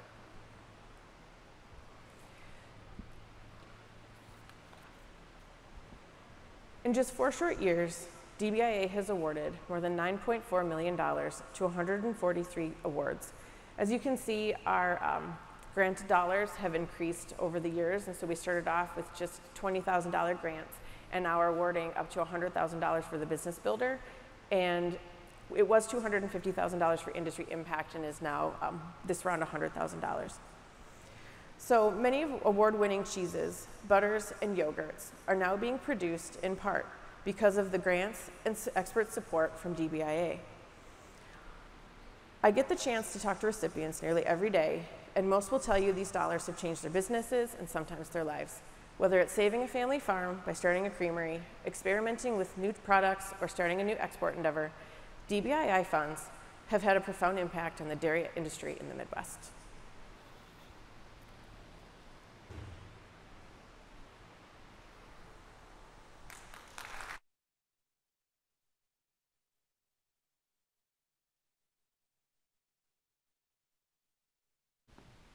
So Corinne's from event staff's gonna bring a 5th chair up here, and I'm gonna ask that all of our panelists come back up here. We got some questions from the audience that we're gonna ask. And again, if you're in the audience, you can use slido.com, slido.com. enter event code DBI 2023, DBI 2023, and you can go ahead and ask your questions. So as everyone's getting situated here, we'll get this up and running.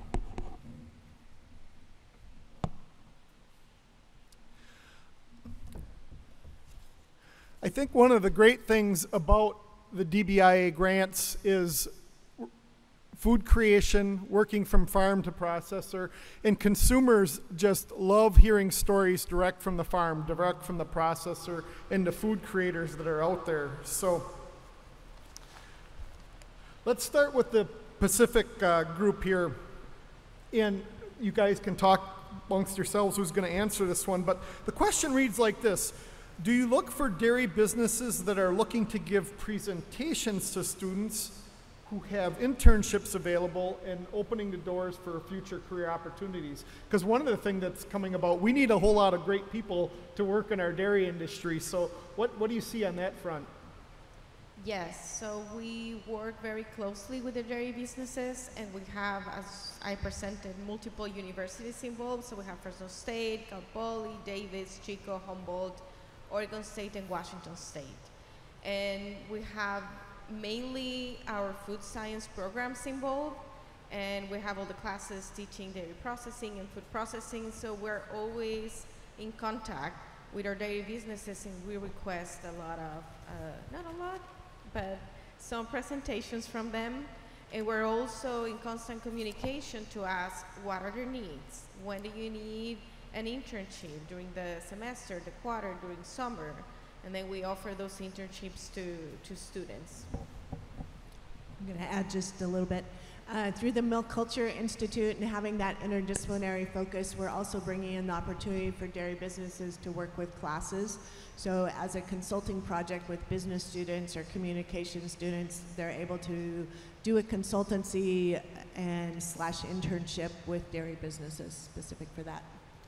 We're going to continue with that theme and move to Laura. Question came in. What info on the workforce and apprenticeship program is available? How do you find it, and who's a contact? That's a great question. Right now, the program is in its early stage, so we have a contractor that's working with us. It's a food consultancy firm that helped develop the Rhode Island Nursery and Landscape Association Registered Apprenticeship Program. So they're in the early stages of doing interviews to understand where we need to focus, because there's so many jobs across the dairy supply chain that if we said we're going to do everything, we wouldn't be very successful at it. So right now we're trying to pinpoint the specific careers and level of career that is the most highly desirable across the most number of businesses. So they're in that information gathering stage. We expect by next spring that they'll be able to announce the results of that information, and that we will start to target and focus on those particular career paths. And then by next summer, we will develop and launch the apprenticeship program, grant program that we will be offering. We have about $1 million in funds that we're going to be putting towards supporting this new apprenticeship program. And I think one of the differences of our approach is that we're looking at the post-education, either second career or somebody who maybe does not have an agricultural background. How do we get those people to engage in agricultural careers? So taking the opportunity to look at programs that are alternative or outside of like the educational system for somebody that maybe has a family or is in a different stage of life, and how we can get them into a dairy career path. Liz and Danica, do you have anything you'd like to share from your perspective on workforce development and bringing people in our industry, or even a second career? You know, it's important. I'm on my second career now, moved from journalism to banking, so. I can certainly add a little bit more about our internship program.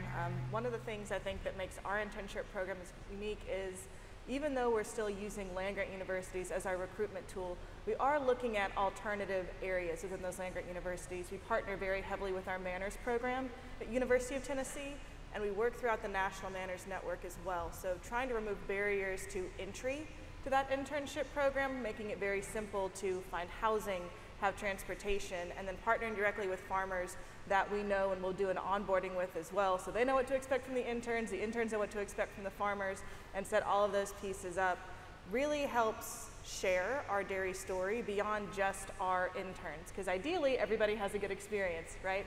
Those interns that are non-traditional will go talk to other non-traditional ag students and say, hey, but you've heard about the dairy industry? That's not the case that I had. And this is what I found. All these great opportunities exist in this industry.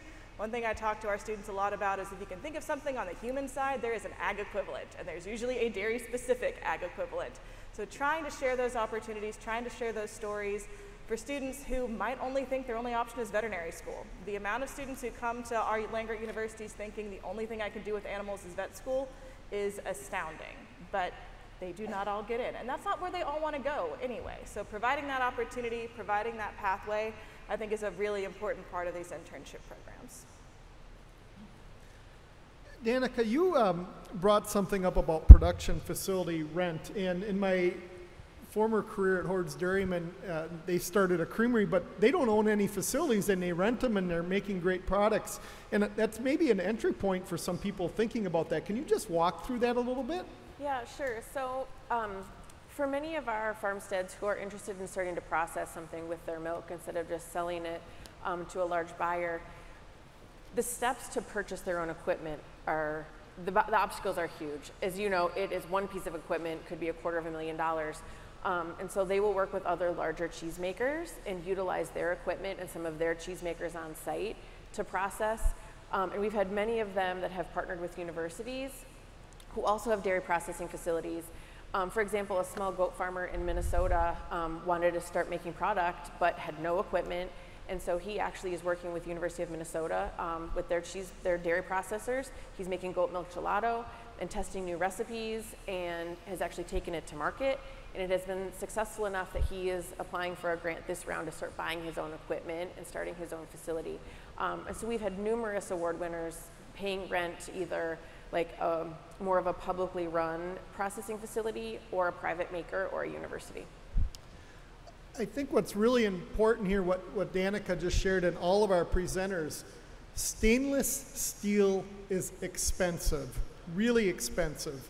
And if you're gonna build a commercial grade, making commodity cheese or whey or milk powders, a new green site facility can cost up to $500 million. I mean, that's the kind of investment. Now, some of these are farmstead projects, but as soon as you start talking stainless steel, food grade, inspected, this is a big investment and a long horizon to pay for it. So these folks up here are really, through the investments that were made available by the Farm Bill and USDA, are helping spur innovation that can have a long road here. And I think that's so important to explain.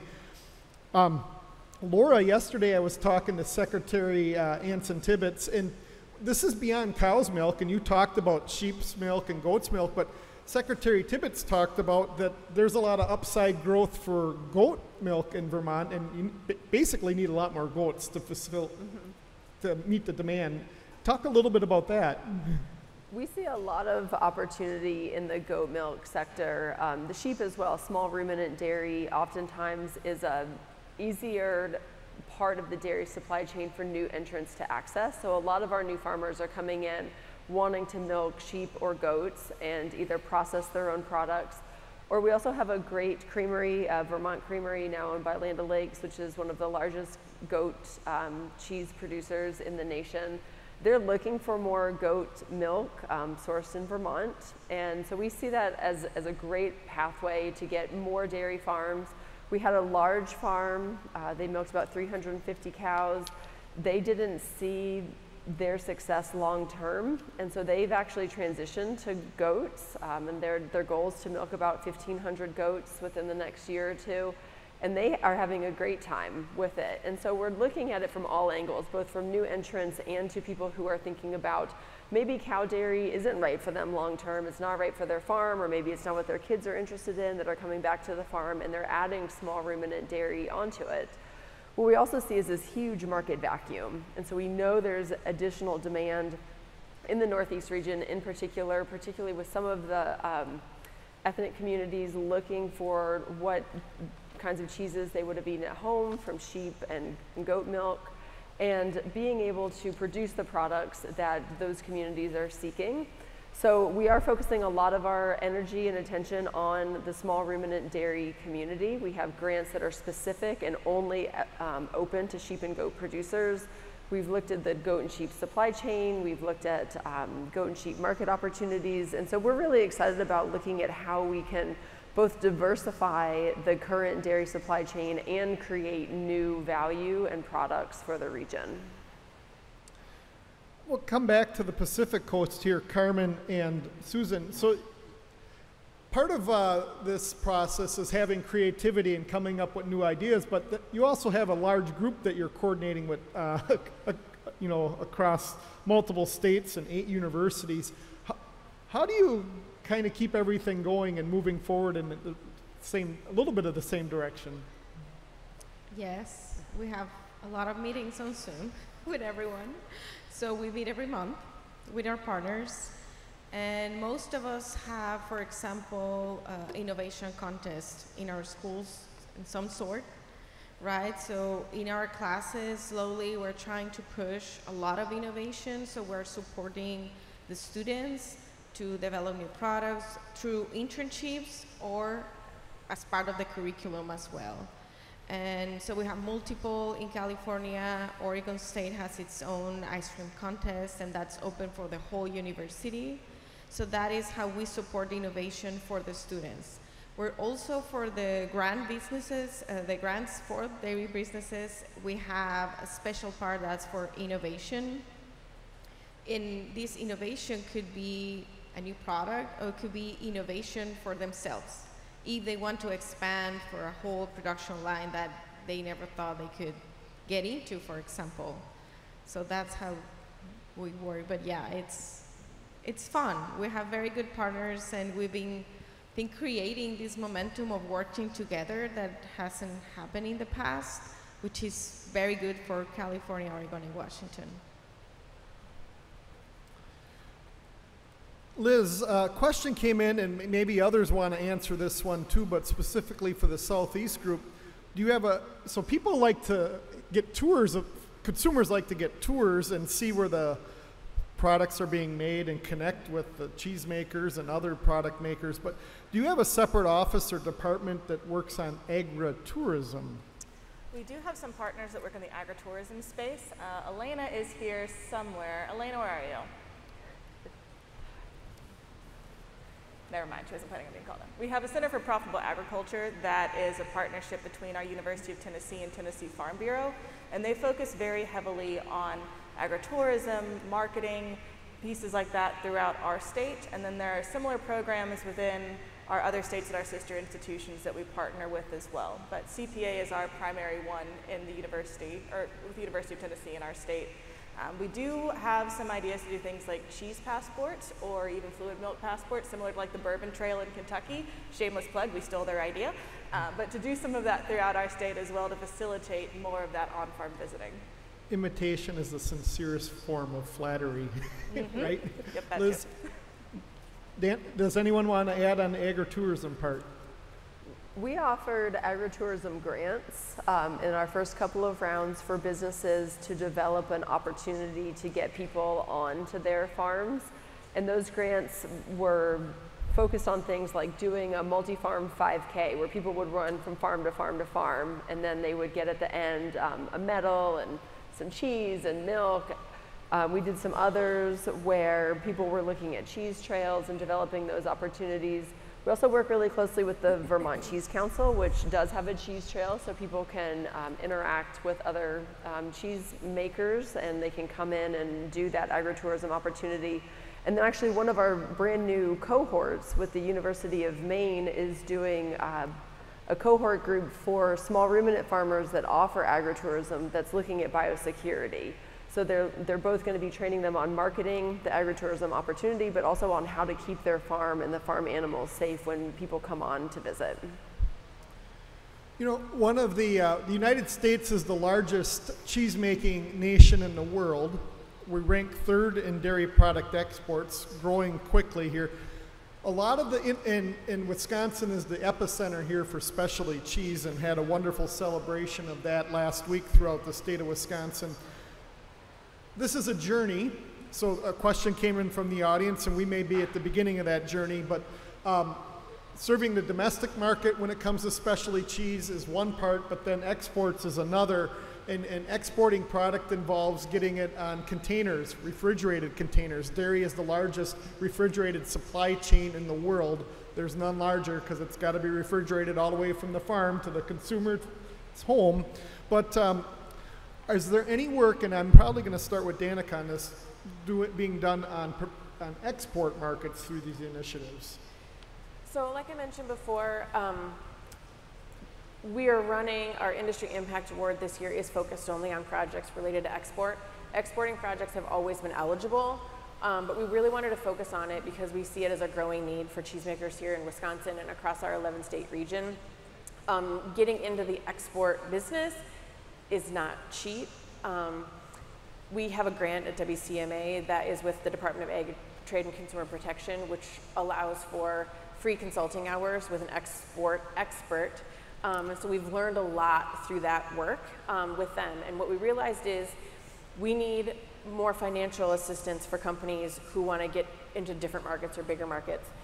And what we're seeing companies apply for is everything from attending a trade show, which if you've ever been to a trade show, you know just getting a booth can be $15,000 to $20,000 plus travel.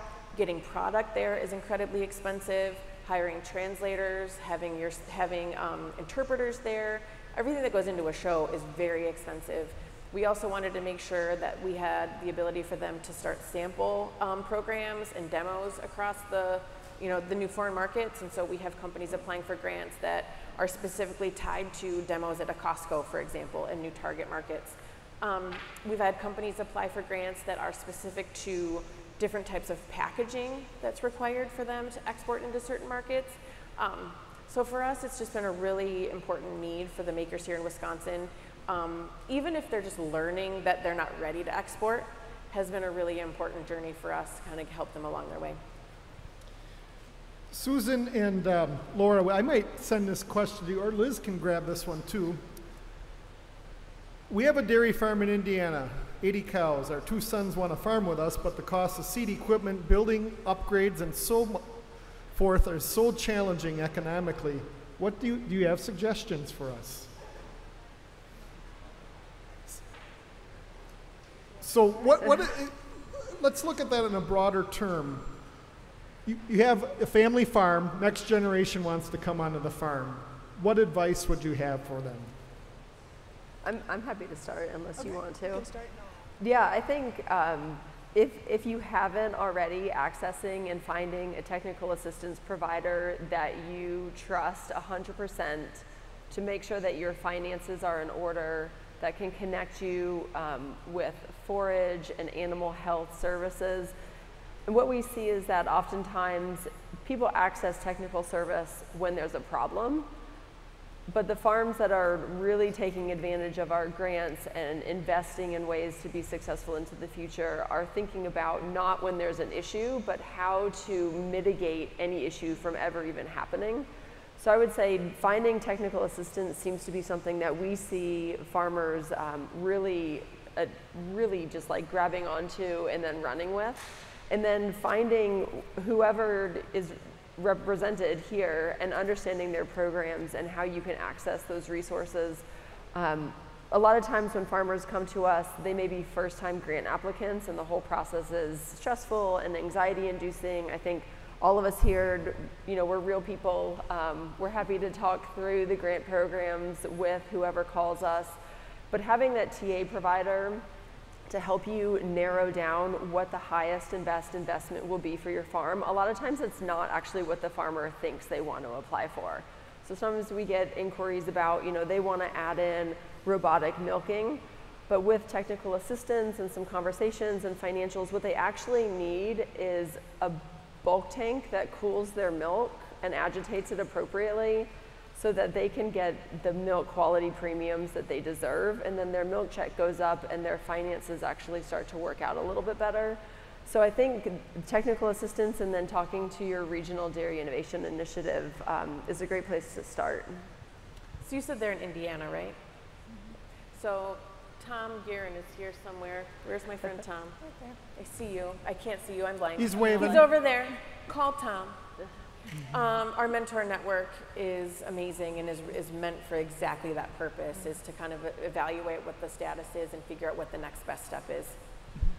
Preparation and planning for the future is so important, and sometimes the original business plan is not exactly what it's going to be, but having those conversations with good people will help get you there.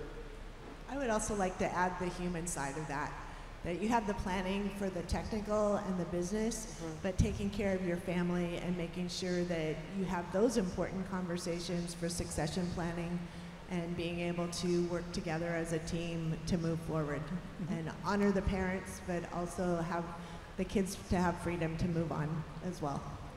We have time for one question, and I'm going to take the one that's been here since 9:20. And we're not going to hold you to this, but Undersecretary Moffett just announced an additional $23 million for the whole initiative here. Dream a little bit. What can you do with that funds to help grow these initiatives and work throughout dairy? Final question. So one of the things we're doing is we've had individual cheese trails throughout our coalition. And so one of the things we're working on is to be able to connect those for a regional scale and to be able to not only promote cheese in a trail situation, but also the ice cream and other higher valued products. We're also supporting or equipping in the pilot plants. We have a challenge situation in our region, which is the infrastructure in the pilot plants at the university. So we will also be expanding that capacity. We're going to be putting most of our funds towards grants for farmers and processors, so more bulk tanks, more direct load systems, farm modernization, so looking at robots and other technologies that farms can adopt.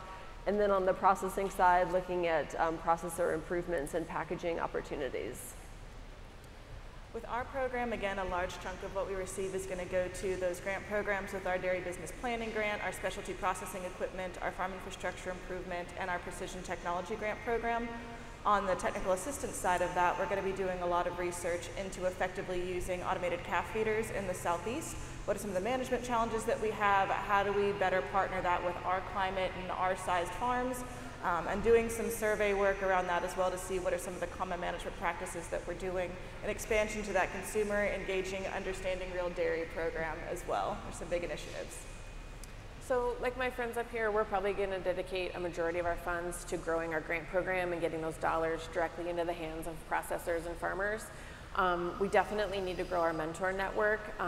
Those are individuals who are providing one-to-one services and business coaching to our grant recipients, and so I definitely know we need to grow that network. And in addition to growing some of those research projects that CDR facilitates, and I'm also going to make a plug that we add in a little travel money for Danica so I can come visit these guys. We just got to meet last night, and we are learning so much from each other, and so we kind of want to visit each other. Since they came to see me, I'd like to go see them. Let's give a great round of applause to Susan, Carmen, Laura, Liz, and Danica.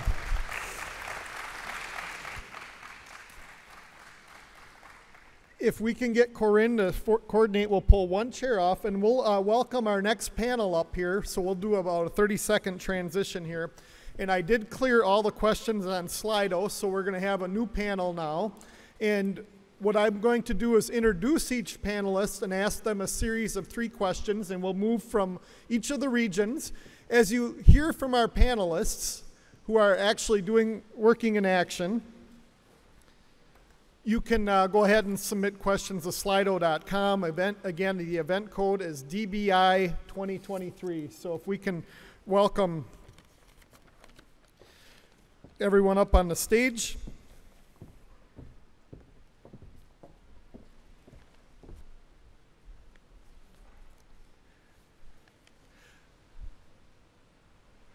So we have a diverse group here. We have cheesemakers, we have people working with farmers, and we have people working in universities and with students. So I'm first going to introduce Randall, who's closest to me. Randall Tomlinson settled in Tennessee in 2011 after stints on several different agricultural operations across the country. That's when he began his career with the Sequatchie Cove Creamery as a dairy hand and now serves as director of operations. Randall is driven by his passion for creating great rural jobs, supporting local farmers, and the pursuit of excellence in food production. Outside of his work with the creamery, Randall loves to push the edge with rotational grazing practices and spends his free time hiking, fishing, and canoeing the hills and hollers of the Cumberland Plateau and surrounding areas. Randall, there's some cows here at World Dairy Expo in the barns from Tennessee, and even yesterday, Sunday, an associate judge from the volunteer state for the Junior Holstein Show. However, Tennessee isn't exactly a dairy juggernaut. Tell us how the Sequatchie Cove Creamery went about making cheeses that have won American Cheese Society Award 7 times in running. Thanks. Yeah, we have great cheesemakers, is the first part of it. We started in 2010 without any experience making cheese or dairying. When I started there in 2011, I had never even touched a cow. Maybe you and I are the closest I had ever been to a cow. But we were driven by the idea of making world-class cheese. We had tasted it, we knew how good it could be, and we had seen places like the Northern Kingdom in Vermont and Northern California where cheese served as a corner post to revitalize rural communities in a way that we hadn't seen any other foodstuff do. Southeast Tennessee is not known for its dairy. That's not due to a lack of skill in the people that practice dairy there. It's due to a lack of places for them to sell their milk and a lack of just general support, which this sort of DBI program has really turned around. The Dairy Business Innovation Grants came at the right time and helped grow the Sequatchie Cove Creamery business. Talk about capital investment in processing equipment and the business training. I mean, business training may even trump all that. And from what I learned, it's going to help double the creamery's production. Yeah, that's right. So the May of this year, we made a huge, what do we call it, a remodel to our cheese-making facility, increasing our production size per batch from 1,000 liters of milk to 2,000 liters. Forgive me for using liters. Our cheesemakers are European trained, and so they love the metric system. It makes a huge amount of hassle converting constantly back to pounds for everybody else's benefit. So the question, remind me again. What, doubling the creamery's doubling production, that's right. We did, in addition to reaching out for the equipment, we also got a lot of business training. We started with Zingerman's in Michigan, giving us a training on creating a long-term vision for the business. We had sort of dabbled in a lot of different cheeses, dabbled in a lot of different ideas, and the thought of moving to the city had come in, and then we just didn't really know exactly where we were headed. So we started with that to create, where is it that we're going? It's not a strategic plan, but it's an inspirational vision of what we want the creamery to be long-term.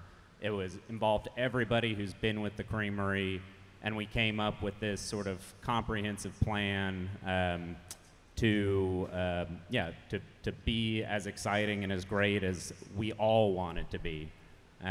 We started with that. We also came up with a plan and a program to train our sales team.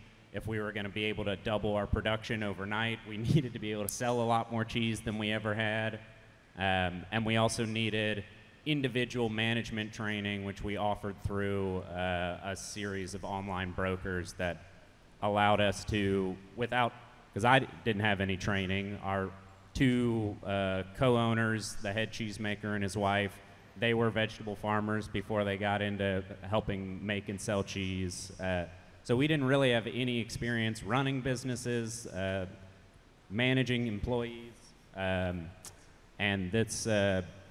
that assistance really helped us figure out how to grow with confidence. So we have a lot of great cheese-making traditions in North America, and some of them came obviously from Europe, and you talked about having cheesemakers trained in European traditions. Talk a little bit about that. That's right. Our head cheesemakers spent a good amount of time in the Savoy region of France. All of our cheeses are inspired by that particular region. It was replicating a cheese called Roblechon that is not available in the United States that really first put us on the map and won its class at the American Cheese Society Awards in 2011. That was a huge deal in the greater cheese world. Unfortunately, that never really translated to financial success because we couldn't make that cheese in a large enough batch size. And like you mentioned before, access to stainless steel is really expensive. And we wanted to. We weren't ever interested in making a lot of cheese if it weren't also the best cheese that we could possibly make. And so that limited us at a lot of times, but we also have been extremely proud of everything that we've done, and it's helped us a little bit. Up until recently, we haven't really struggled with finding help because people are passionate about the product that we make, and they're excited to get involved and gain the technical expertise that we can offer. Though that, I'd say since COVID, it has been rather challenging to stay staffed as much as we want to. Well, one of the opportunities certainly is once you get up and running and you start making great product and it starts selling is you need more cows, you need more milk. So part of this growth plan here at Sequatchie Valley is you're sourcing milk from more farms these days. Yeah, so I started there, like I said, in 2011 as a farm hand.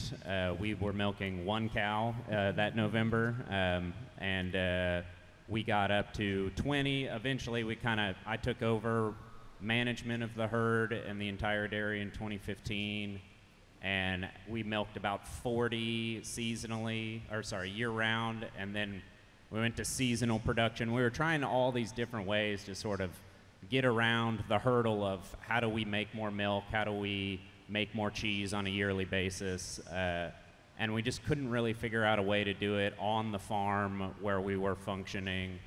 And we didn't really have, without a bigger pasteurizer, without bigger cheese equipment, we didn't really have much of an option to make a lot more cheese anyway. But then when the grant program came out and we had access to this new equipment and a real opportunity to grow, we started buying milk from another farm.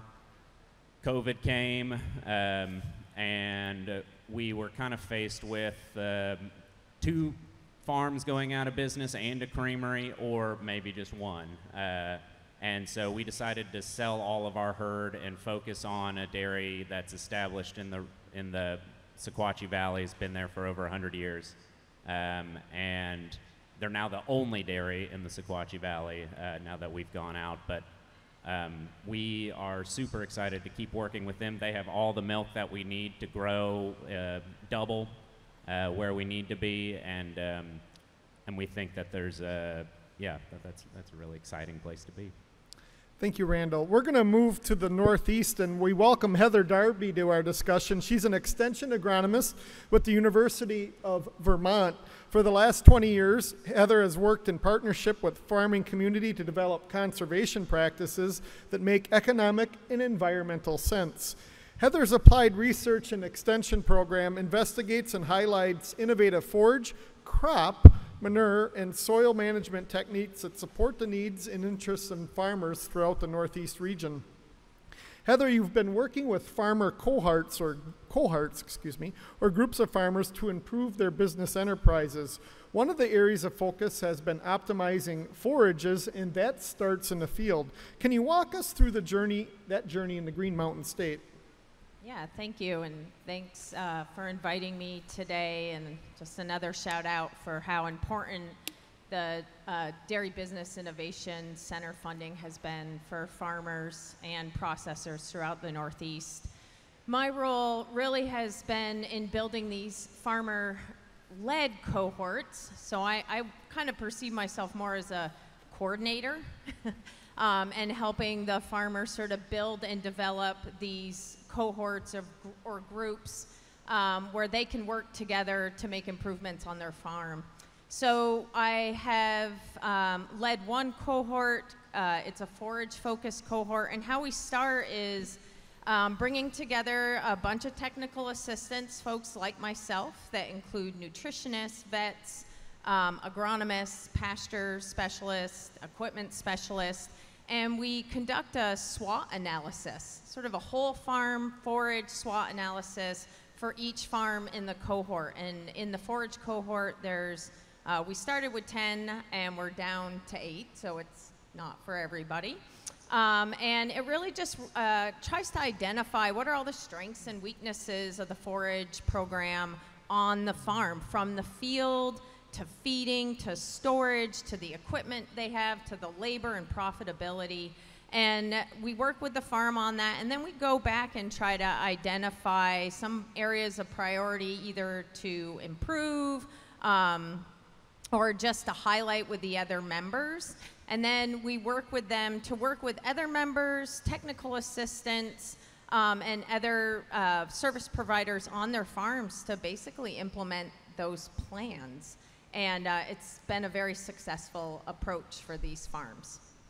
Thank you, Heather. As you hear from our panelists, go ahead and ask questions using the slido.com. There's placards on the tables, slido.com, and then use event code DBI 2023. Heather, it's my understanding through the grant process, farmers who are eligible for further funding in forage management and feeding practices, can you share some success stories in this journey? Yeah. So the farmers work together and again individually on the different management plans that they have, and it's really fun. I think everybody who works with farms know that farmers often learn the most and best from each other, and they love learning from each other. And so just getting out to see each other's farms, listen to each other's issues or problems has helped each individual farm sort of move forward. We saw one of the success stories that Laura showed about a farmer in our cohort that was really assessing all the different forage crops that they grow. Over a couple of years, we've helped them improve practices actually to a point where their quantity of forage and corn had increased quite considerably, to the point where they could actually transition some of their acres to high moisture corn production because their yields had improved so much. They didn't need to grow as many acres of silage corn, and so we were able to help them start harvesting high moisture corn and nearly eliminate their purchased grain bill. So that was a huge success through the cohort. And certainly with feed costs being the most highest part of the ledger, that's great learning and innovation. So whenever I'm out and about and then start bringing up the words grants in writing with farmers and sometimes processor, those are like scary words because sometimes you just don't know where to start. So Heather, when farmers hear those words, grants in writing, they don't know where to start and simply sometimes skip the journey. How has the process gone from your perspective? Has it been farmer friendly? Yeah, in the Northeast, the process has been relatively farmer friendly, probably as friendly as it could be. I would say through the cohorts, but also just through my job at the university, part of what we want to do is help farmers gain access to these funds. And the Innovation Center funds are not the only grant funds in Vermont and the Northeast. And we helped every cohort member and beyond, because once the neighbors found out about it, apply for a grant. And the process for in the Northeast is pretty simple. And really, if a farmer is very adverse to writing or even getting on the computer, we just have them come into the office for 2 hours or get on the phone with us for a couple hours, and we can essentially get them through the process. And we've had a great success with it. So could always be easier, yeah, but pretty easy. Thank you, Heather. We're going to move to the Midwest here and welcome Jennifer Orchard, co-owner of Royal Guernsey Creamery in Columbus, Wisconsin, so just a little north and east of World Dairy Expo. And you transitioned from a very successful career in a biotechnology company back to the family farm. And Jen introduced diversification to the farm with value-added artisan dairy products by becoming a Wisconsin licensed butter maker and licensed cheese maker. And alongside her sister Julie, they founded the creamery in 2020. Having worked with Hoard's Dairymen for over 28 years, I'm very familiar with the milk qualities of the Guernsey breed, which is what is one of the breeds on their farm. Jen, you're a 7th generation family farm and ventured into value-added dairy too with butter, and you are now, again, a Wisconsin licensed butter maker. Tell us about all the research you did before launching your business. What sparked the interest of my sister Julie and I is we have a herd of registered Guernseys and are members of the American Guernsey Association.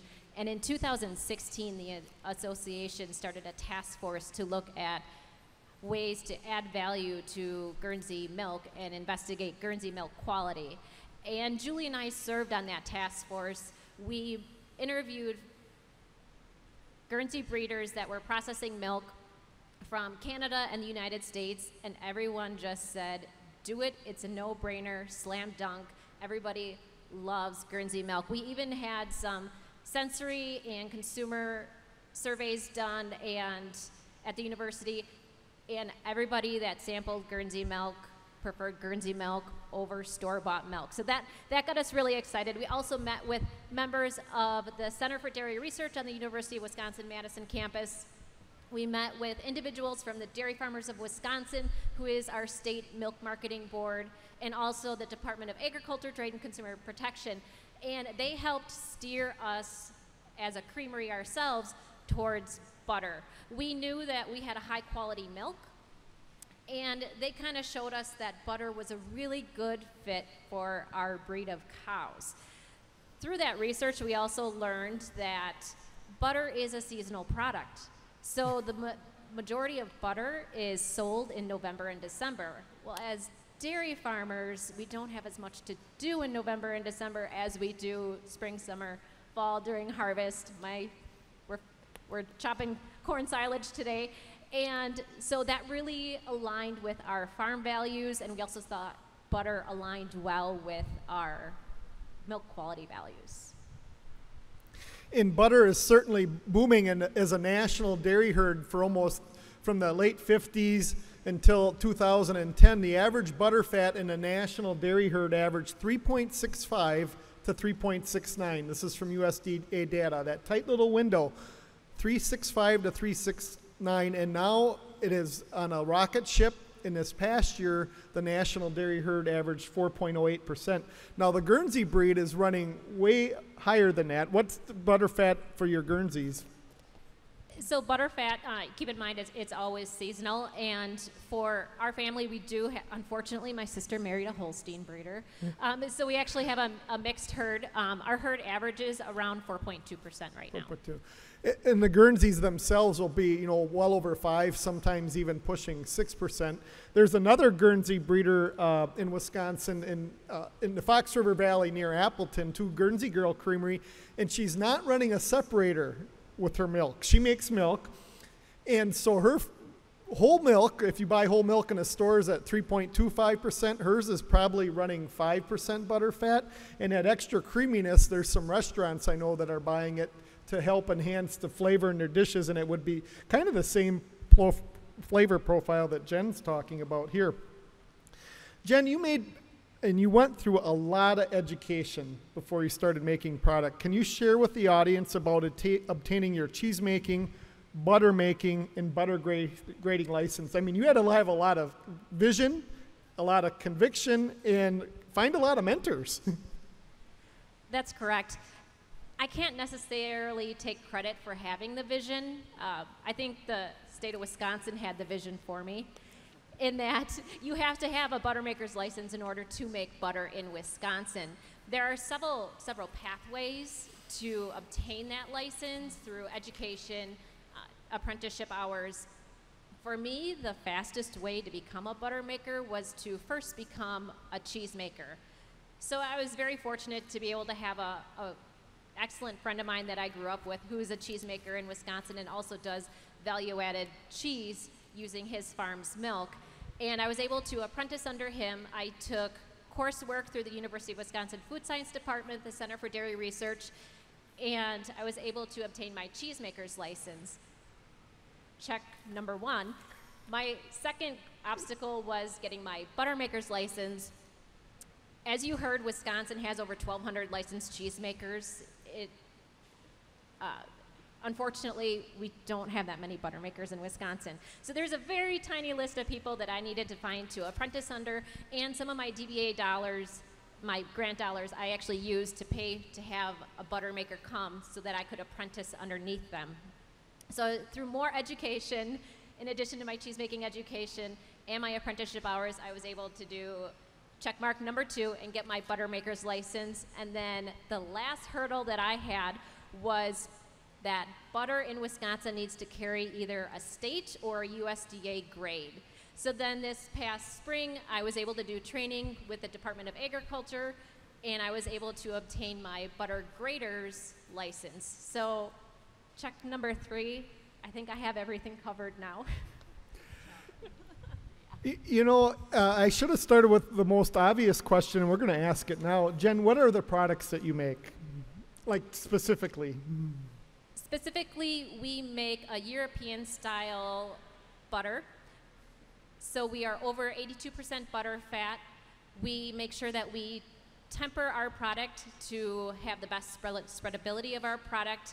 We're very conscious about how we sourced our packaging. It took us over a year to find exactly what we were looking for, and I'm so happy with how our product looks on the store shelves and the visual appeal for customers. And everyone asks, well, you do butter, but are you gonna do cheese? And I'm like, oh, we have such great cheese in Wisconsin. Like, let's have some great artisan butter in Wisconsin. And Randall, let's back up and talk about the products that are made at your creamery. Yeah, so we started, we've throughout the years, we've made a lot of different cheeses. We at one point had 3 different blue cheeses and soft cheeses, hard cheeses, long-aged cheeses. We make a blue cheese that's wrapped in fig leaves that have been soaked in whiskey made in Tennessee. That one's very popular. We now just offer 4 products. When we sort of scaled down and sold our own herd, we thought that we should focus on the cheese that actually works, our biggest sellers. We had always worried that we wouldn't be able to sell as much, but it seems to be a new landscape out there when it comes to selling cheese. We can't keep it on the shelves. We were selling it earlier than we would like to. We'd like to age some of these cheeses 90 days, but the demand is so high, we get it out at 60. Yeah. It is interesting, and really good consumers with great palates can they taste that variety in the aging, and it is a business decision, you know, when to release it, because at some point, if you don't have product, you don't make sales, right? We just tested some cheese, taste tested some cheese that had hit 90 days, and it's so much better. But we don't actually get to charge any more for it for keeping it on the farm for an extra 30 days.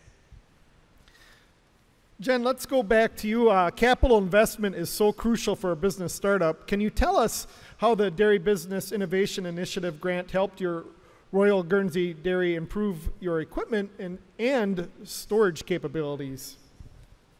So we have used grant funding to cover education expenses, my buttermaker apprenticeship expense.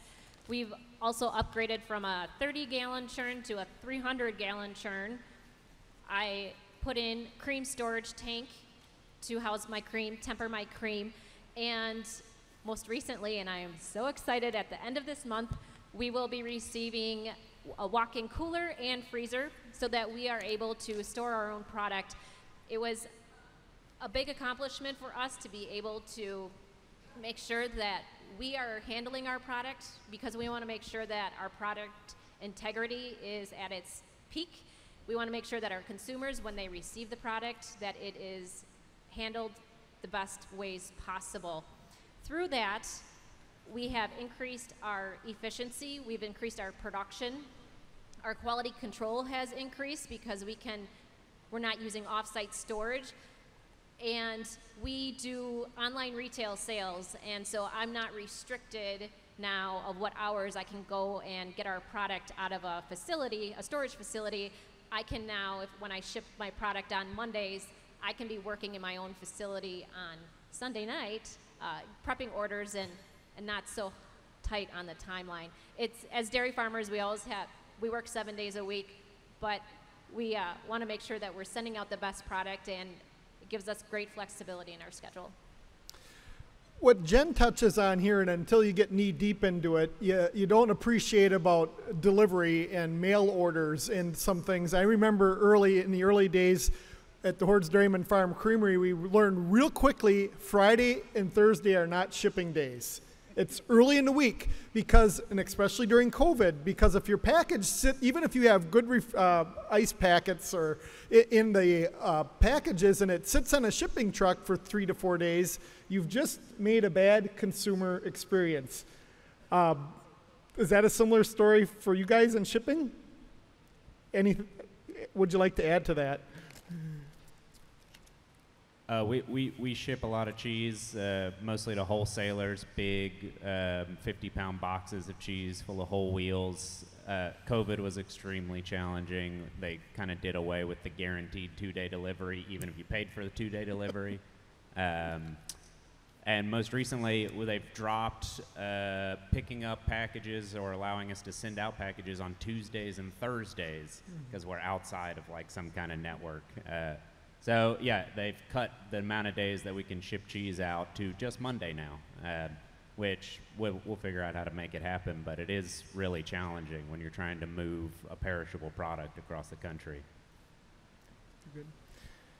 So we welcome Catherine Nathania to our symposium to share insight about the Pacific Coast Coalition. Born and raised in East Java, Indonesia, Catherine first received her undergraduate in food science from the California State University in Fresno in 2023. During her undergraduate career, Catherine completed an internship with the California Milk Advisory Board and the California Dairy Innovation Center on upcycled coffee grounds incorporated into cheese rinds. Catherine, please tell the audience about your Manchego-style cheese rubbed with upcycled spent coffee grounds.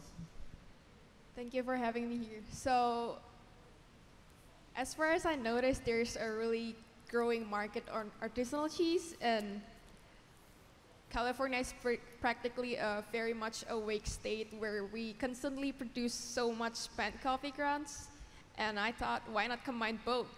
So we've seen cheese soak in coffee, or they add the coffee in the cheese making process. So I thought, why don't we take this spent coffee and glue it to the cheese and make a rind? So to make a specialty cheese that's unique and distinct to California. And the way I did it, I used lard and an enzyme to provide a healthier opportunities for the market that they can use and hopefully can be sold in the public in the future. I think that's very creative, Catherine, and you in recycling the coffee grounds really fits the theme with dairy cows, because there's a study out there that about 1/3 of the feed that dairy cows are eating right now is food. There could be food waste, but it's just not quite human grade, but cows are making great use of it. So sticking with that theme, now as a student at Fresno State University, you're working on a new project, also funded by the Dairy Business Innovation Initiative grant. Your current project balances product innovation and sustainability by using dairy whey in the beer brewing process. That's something we could also get behind here in Wisconsin for sure. Can you tell us about your learning moments so far in this endeavor, Catherine? So definitely, since acid whey from cheese making is not heavily utilized or not utilized maximally, so we're trying to use the lactose that's naturally abundant and present in acid whey and use alternative yeast to convert those to produce ethanol. And I've definitely had some blunders and challenges, and right now it's on the first phase of the project, and it's been challenging to like choose which cheese to use, and in the future that's definitely more obstacle that I might encounter, like the cheesy aroma, the consistency, and how the consumers will like to buy it or not, since we definitely want to make something that the consumer wants to buy and not just make it, and also paying attention to sustainability issue and innovation itself. What I really appreciate about Catherine being on the panel, we talk about workforce development, and a lot of people that have been in their career for a number of years have lots of ideas about workforce development, but it's good to hear from a student perspective. I think Liz earlier talked about bringing a lot of people come to dairy or animal agriculture and all want to be veterinarians, which we need veterinarians. We don't have enough that want to work in large animal practices. We have the team filled with small animal practices, but large animal is really an area we need. But bringing this back to the DBIA program, when I was at the Idaho Milk Processors Association in August, they invite all the universities and actually have a student competition for dairy product innovation, and that was a great way to bring them to the meeting and make them part of the meeting with all those that are working in the industry. Catherine, what's your perspective about improving the workforce capacity from a student? I think there's 3 things a student might need to enter the workforce, which is skill, knowledge, and motivation. So I think by providing the students experiences such as going to professional development, attending conference, expo, it exposes the students to what the industry looks like and what they're looking for. So we might be more prepared and not just knowledgeable in theories, but we also know where to apply it, what's being needed, and providing like internships and shadowing maybe also help with our skill development, like teamwork, because communication is vital for a smooth operation. And I think that's it. Thank you, Catherine. This is going to be a question for everyone. We're going to start with Randall, and we're going to go to Heather, Jen, and then Catherine. How did you hear about the DBIA program? And as you share that, think about how other producers might be able to hear about it, or other people in Extension, or other students. So from your perspective, Randall? I believe that we first heard about it through a grant writer we were already working with to write VAPGs through the USDA. That's the Value Added Producer Grant. It's an incredibly helpful grant. So she came to us and said it. No, I take it back. Actually, it was my previous boss, the old dairy farmer, sent me an email saying you should go out for this. It was for a very small amount of money compared to the VAPGs. That first round was just $25,000, and I wrote up a grant for all the stuff that were in the bullet points, and they soundly rejected everything that I asked for in that very first one. It was our grant writer that then came to us later with the larger amount of funding. That was really interesting. Now I try and advocate as much as I can every person that I see who's in dairy or might potentially be interested in dairy. I try and tell them that they should get a grant and that I'll help them get a grant. So I think we need to dig a little deeper in that. Sometimes I can get frustrated when I don't succeed the first time, but that's probably the learning moment in the journey. So you didn't succeed the first time, but you tried again. What did you do differently to make it happen? Well, that very first round, I think me and the South DBI Center were really figuring out what we were doing as we went. And they reached back out to me and said, you should really apply. Your business is perfect for this grant, and we think that you have a great opportunity. And so they had at that point given a little bit more guidance on what we could apply for, and that's when I put in for the Zingerman's Vision and Business Training Grant. That really kind of kick-started a whole progress towards paring down our offerings, selling the dairy, and sort of making smarter business decisions. Heather? Yeah, I think in the Northeast, the group there, Laura and all of the folks working with her have done an excellent job at advertising the program, reaching out to people they know that work with farmers and other processors. I myself spend a lot of time now. I work on farms all the time, so as soon as I see a farm or meet somebody and I think the opportunity might work for them, I always mention it. And then now I know the farmer-to-farmer process, which is what the cohorts are based on, is just spreading the word further. And we have had farmers turn down in our cohort even, and that's a little bit tough when every other farm gets funded but one. But our goal is to figure out why and then move forward and help them reapply and just keep spreading the word. The demand now has, I think, for a while exceeded the funds that are there, so it's great to hear that there's more coming and hopefully a lot more in the future. Jen? I was fortunate in having relationships built with the Department of Agriculture, Trade, Consumer Protection, and the Center for Dairy Research. So when the grant funding came out, it was also the same time that we were in the infancy stage of our own creamery. So having connections with them, I was very easily able to learn about the grants that were available.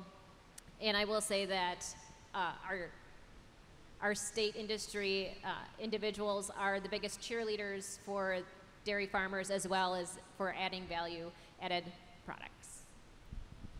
Catherine?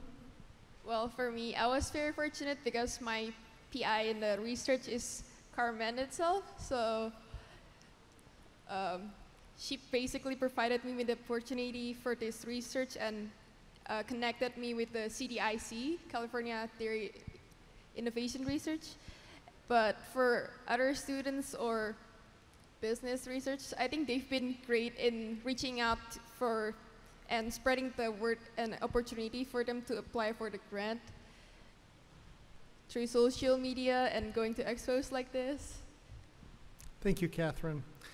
Another audience question comes in like this, and we'll start with Randall again. We're all in this business together, but how do receiving grants for your businesses or the areas that you work in inspire you to want to help others, farmers, processors, students in your area as well? Yeah, so for my particular operation, I think we always labored because it was something that we believed was important to do, and because we wanted to prove that excellent cheese could be made in the South. We really struggled with the component of seeing that was a long-term viable financial future for the farmer or for the business itself. We wanted it to work out, but we didn't really know how it could get there. Investing $500,000 worth of equipment in a product that, using a raw milk product that you're maybe not even certain is going to be very stable for very long. If our current dairy were to disappear, we'd have to travel hours to get our next closest dairy. And that's not really a model that you can bring to banks and say, like, look at this great business that we have. It's not really a business that I would recommend that other people just dive headfirst into. And so the grants have really made it where there's a very clear and more certain than ever future for a business that should exist and does good work and supports excellent things in the community. Mm-hmm. And just for the audience perspective, I have so much data in my head. What Randall's talking about here, if you're a dairy processor or a dairy farmer in the Southeast, you have a few more headwinds than maybe you do in the other regions here, in so much that a lot of cows, it's hot and humid in the Southeast, and heat mitigation is a big deal. And so there's just not as many dairy cows and infrastructure. So when you do these types of projects, you have a few more hurdles to overcome maybe than in other parts of the dairy world. Is that fair to say? I think that we have a lot of the same hurdles, but ours are just compounded, and so there's fewer dairies in general. Yeah, you got to reach a little bit harder, and maybe the risks are a little bit higher. I was talking with our landlord the other day, and if we didn't exist, there's not another artisan creamery that could move into his building in the middle of Sequatchie, Tennessee. Right. So Heather, same question to you.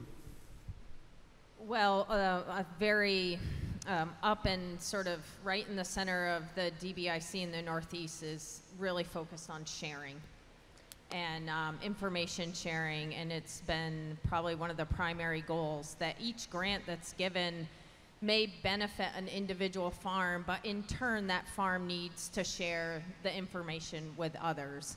And that's really important, and I think it can be certainly hard because there is a lot of competition. You know, the more little containers of yogurt or pounds of butter sitting on a shelf that are produced within a state or a region, the competition continues to grow and grow.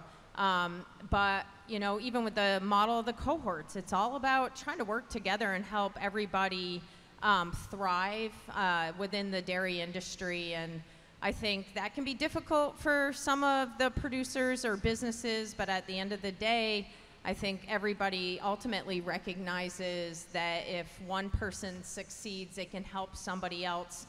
They're getting help from a grant that comes, you know, from the federal government and the industry, and in turn, they need to give back too. And I think people really respect that and stand behind that. And I also help them do that by hosting a workshop or inviting them to, you know, come to something and just share what they've done. So kind of get them off the farm.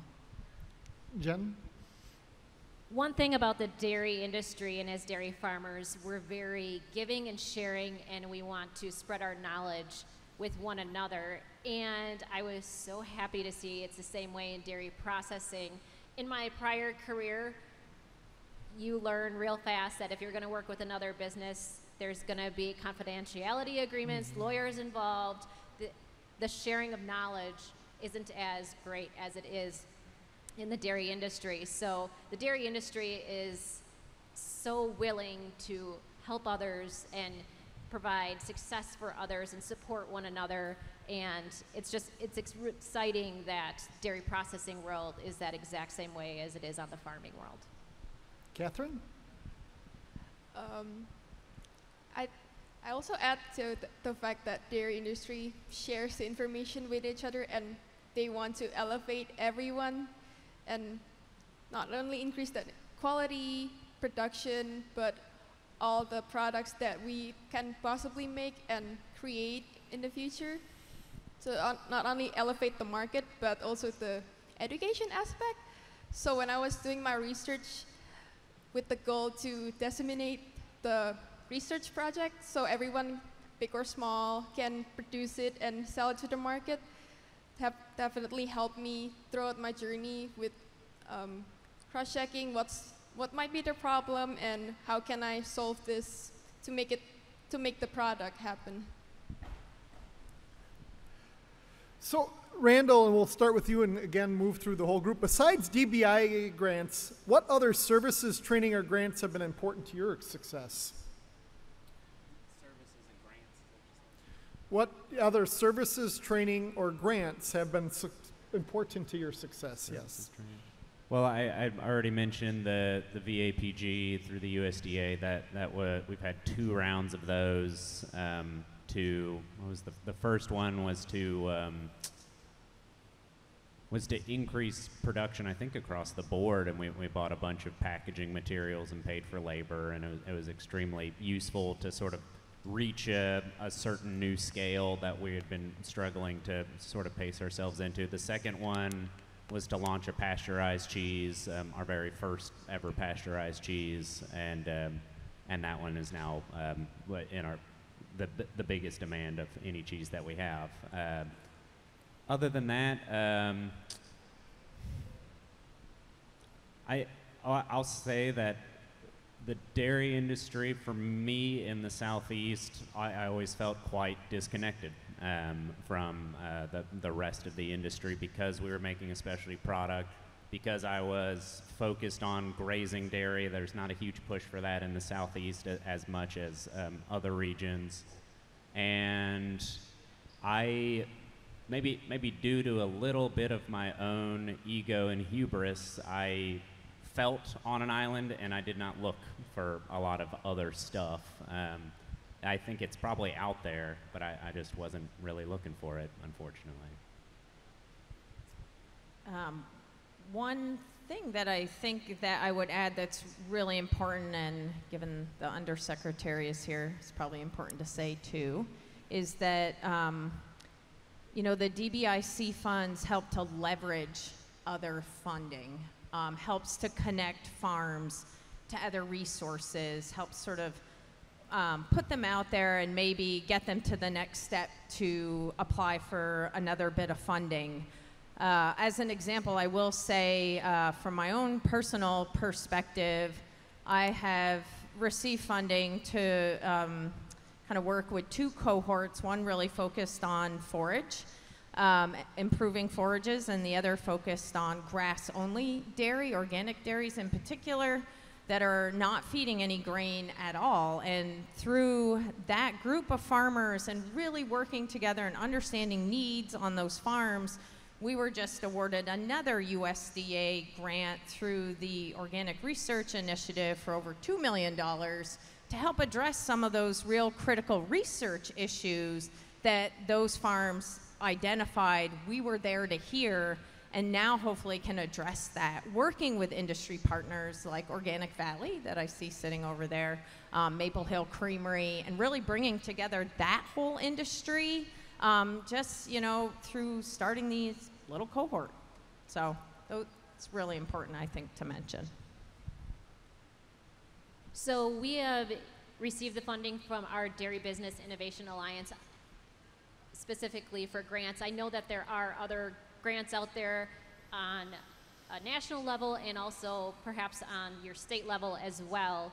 And I have found that connecting with your Department of Agriculture is the best way to find resources on what is available out there for you. Also for me, within our Dairy Business Innovation Alliance, is they have webinars and resources available, and the staff that they make connections with is very advantageous. And so if you have a concern about food safety, there's a resource for you through the DBIA and the initiatives. And I have a degree in dairy science. I do not have a degree in food science. So there was a lot of education that I had to do, and that was all part of my cheese making and my butter making license. And I am so grateful for those resources. So also universities or the Center for Dairy Research can provide excellent education about food safety. That's probably my #1 concern always, is that I want to make a really safe product and I want people to love it. So there's a lot of resources out there. Start making connections with your Department of Agriculture because they are going to be your best conduit for finding information. Got anything? No. We're going to go a couple speed round questions here real quick. This is specifically for Randall and Jen. Have you entered any competitions? Have you won any awards? Yeah, we enter the American Cheese Society competition every year. This past year, our cheese called Coppinger took second in show, and Cumberland won its category. Cumberland's a tome style, Coppinger's Morbier style.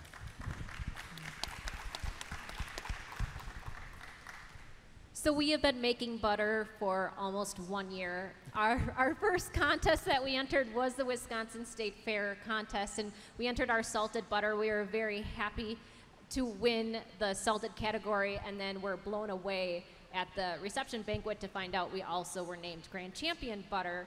And so that was a big reassurance, and a lot of that goes to the credit of the education that I had to do to get my licenses, because it was a reassurance that, okay, I know I can make good butter. So I don't think I could have got that without the education and the apprenticeship hours that I had to put in. Good. One other speed round question, and this is for anyone. Do you offer any internships for students, anything for food science or dairy science students? Anyone internship programs yet? No. We're going to end with a final question here. What's the future, what's dairy's future look like from your perspective? That perspective could be your business, it could be working with other producers, it could be working with other students and entering the workforce. Randall? I think it's all about, well, there'll always be a market for fluid milk, but value add is the way to capture more of the consumer dollars and bring them to the farm, to the producers themselves. That is a form of vertical integration that we're just not, the opportunity for it is now to show that we are modern businesses focused on animal health and regional food stability, and I think people are also willing to pay for truly excellent food that inspires them to be better people. What's the future of dairy look like from your perspective? Heather, yep. I don't want to answer that. I mean, I just agree that value-added, high-quality, good food, differentiation, that's what we see in the Northeast and Vermont. And that's a lot of what we're working on with farms, is how to take what they have on their farm and make the most excellent high-quality product and be able to talk about that and be able to, you know, talk about that with consumers and market their products in that way, and I'll pass it on. And Jenna, 7th generation dairy woman, what's the future look like? So 7th generation dairy farmer, and for us it's all about family. And our grandfather left the farm after he got married, and he worked at the Golden Guernsey Dairy Cooperative in Waukesha County. He worked there until 1945, when he decided to go back to the farm, start his own farm, and he switched to Guernseys.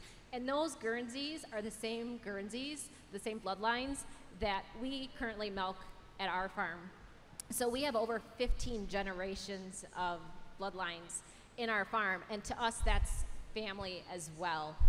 And I was really excited. My oldest niece is 8 years old, and on her first day of school, I was sent a video when she was asked what she wants to be when she grows up.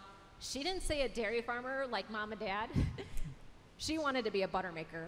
So we're all about family and looking to keep those family generation number 8 coming. Catherine, what's the future of dairy look like from your student perspective?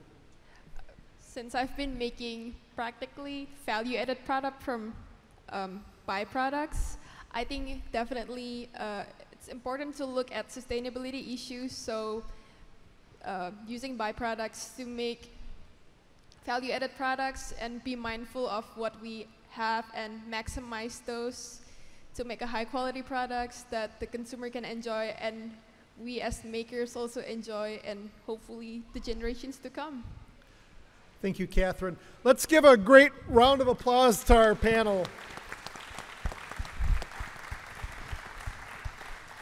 And we'll do a little transition here. We can have our panelists leave the stage, and at this point I'll ask that Secretary Randy Romansky come back up to bring our symposium to a dairy crescendo, realizing that this is the opening day of World Dairy Expo and all the exhibits are open, cattle shows are going on, we have a great dairy products auction tonight over at Exhibition Hall, and so many other wonderful events taking place. Secretary Romansky, welcome back to the stage. Sir? All right. So as Corey said, we're in what I would like to call the home stretch. So we'll ease on into that here. I'll share a couple nuggets that my parents always imparted to me. Just a couple, though. There were a lot of lessons. These are the ones that I'll share with you today. Item number one, learn something every day. I would say that with the great information we've heard from everybody that's been on this stage today, I'm going to check that box. Item number 2 is say thank you. So it's going to take me a little while, but we're going to spend some time saying thank you. And you can be my witnesses. You can tell my parents that I heeded these recommendations. Item 1, Corey Geiger, thanks for being the moderator today and keeping the conversation rolling. Fantastic job. A huge thank you to the DBI initiatives presenters and panelists for their participation. Yeah, let's do that here. And I'm going to add to that too, so if you want to clap for them again, I'm going to give you an opportunity. We're really grateful for the time that you shared with us today, but for those of you who don't know, they've been kind of collaborating on this presentation and other things in preparation for this, and to see it all come together today is just fantastic. Going back to the learning thing, I learned something from each of you that I'm going to take away. And I'm not going to share all my notes with you, but I'm going to just run through a few things. So you saw the common threads. Value added was here, very heavy at the end. Diversification, collaboration, innovation, workforce, really important, and technical assistance. So those are the common threads that we saw winding its way through all the initiatives. But the other thing that we saw is the unique nature that they all have. They're addressing the needs in their areas. They're working with their states, their businesses, their farmers in a way that works for them. That's really exciting. So again,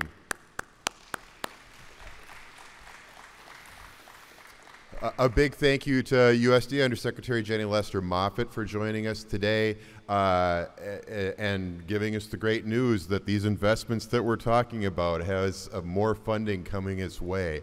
It's great to see that funding put to good work.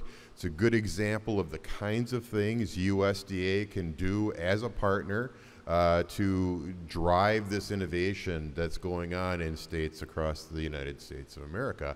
And another example of how USDA is such a great partner, and we're grateful for her as well.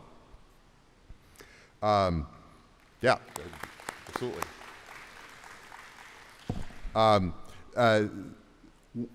Thank you to, again, to Secretary Tebbets and Commissioner Peterson for joining us from their states. Thank you for your hard work in your states to promote dairy innovation and diversification. Members of the media, thanks for being here to listen in today, and then also to share the news about the kinds of innovation that's going on in the dairy industry all around the United States and how that can make the industry stronger.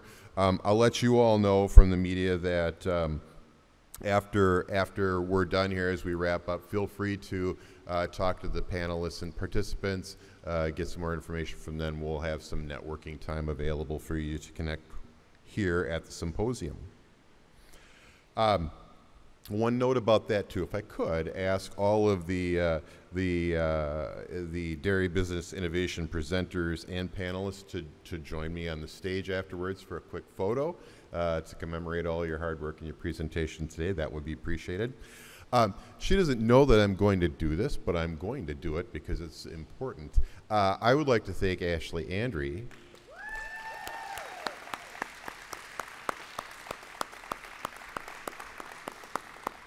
Ashley is a senior policy analyst and advisor at the Department of Ag, Trade, and Consumer Protection. She worked collaboratively with everybody to help get today set up, and very much appreciate all of her work on that and everything else she does for the department. Finally, I wanted to thank all of you for attending today's Dairy Symposium. I hope you found the information helpful, to stimulate some thoughts, find new ways that you can work collaboratively with others to support the dairy industry, and look forward to hearing what those things might lead to. So please stay with us in the Tan Bark for networking time. Please continue to engage with the presenters and panelists, ask some questions, share ideas.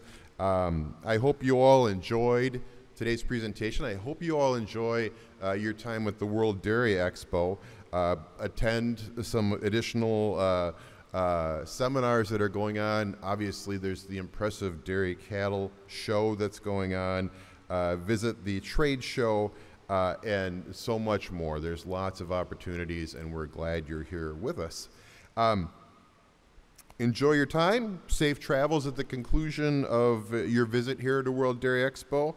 And thank you once again for being part of the Dairy Symposium this morning. Have a great day.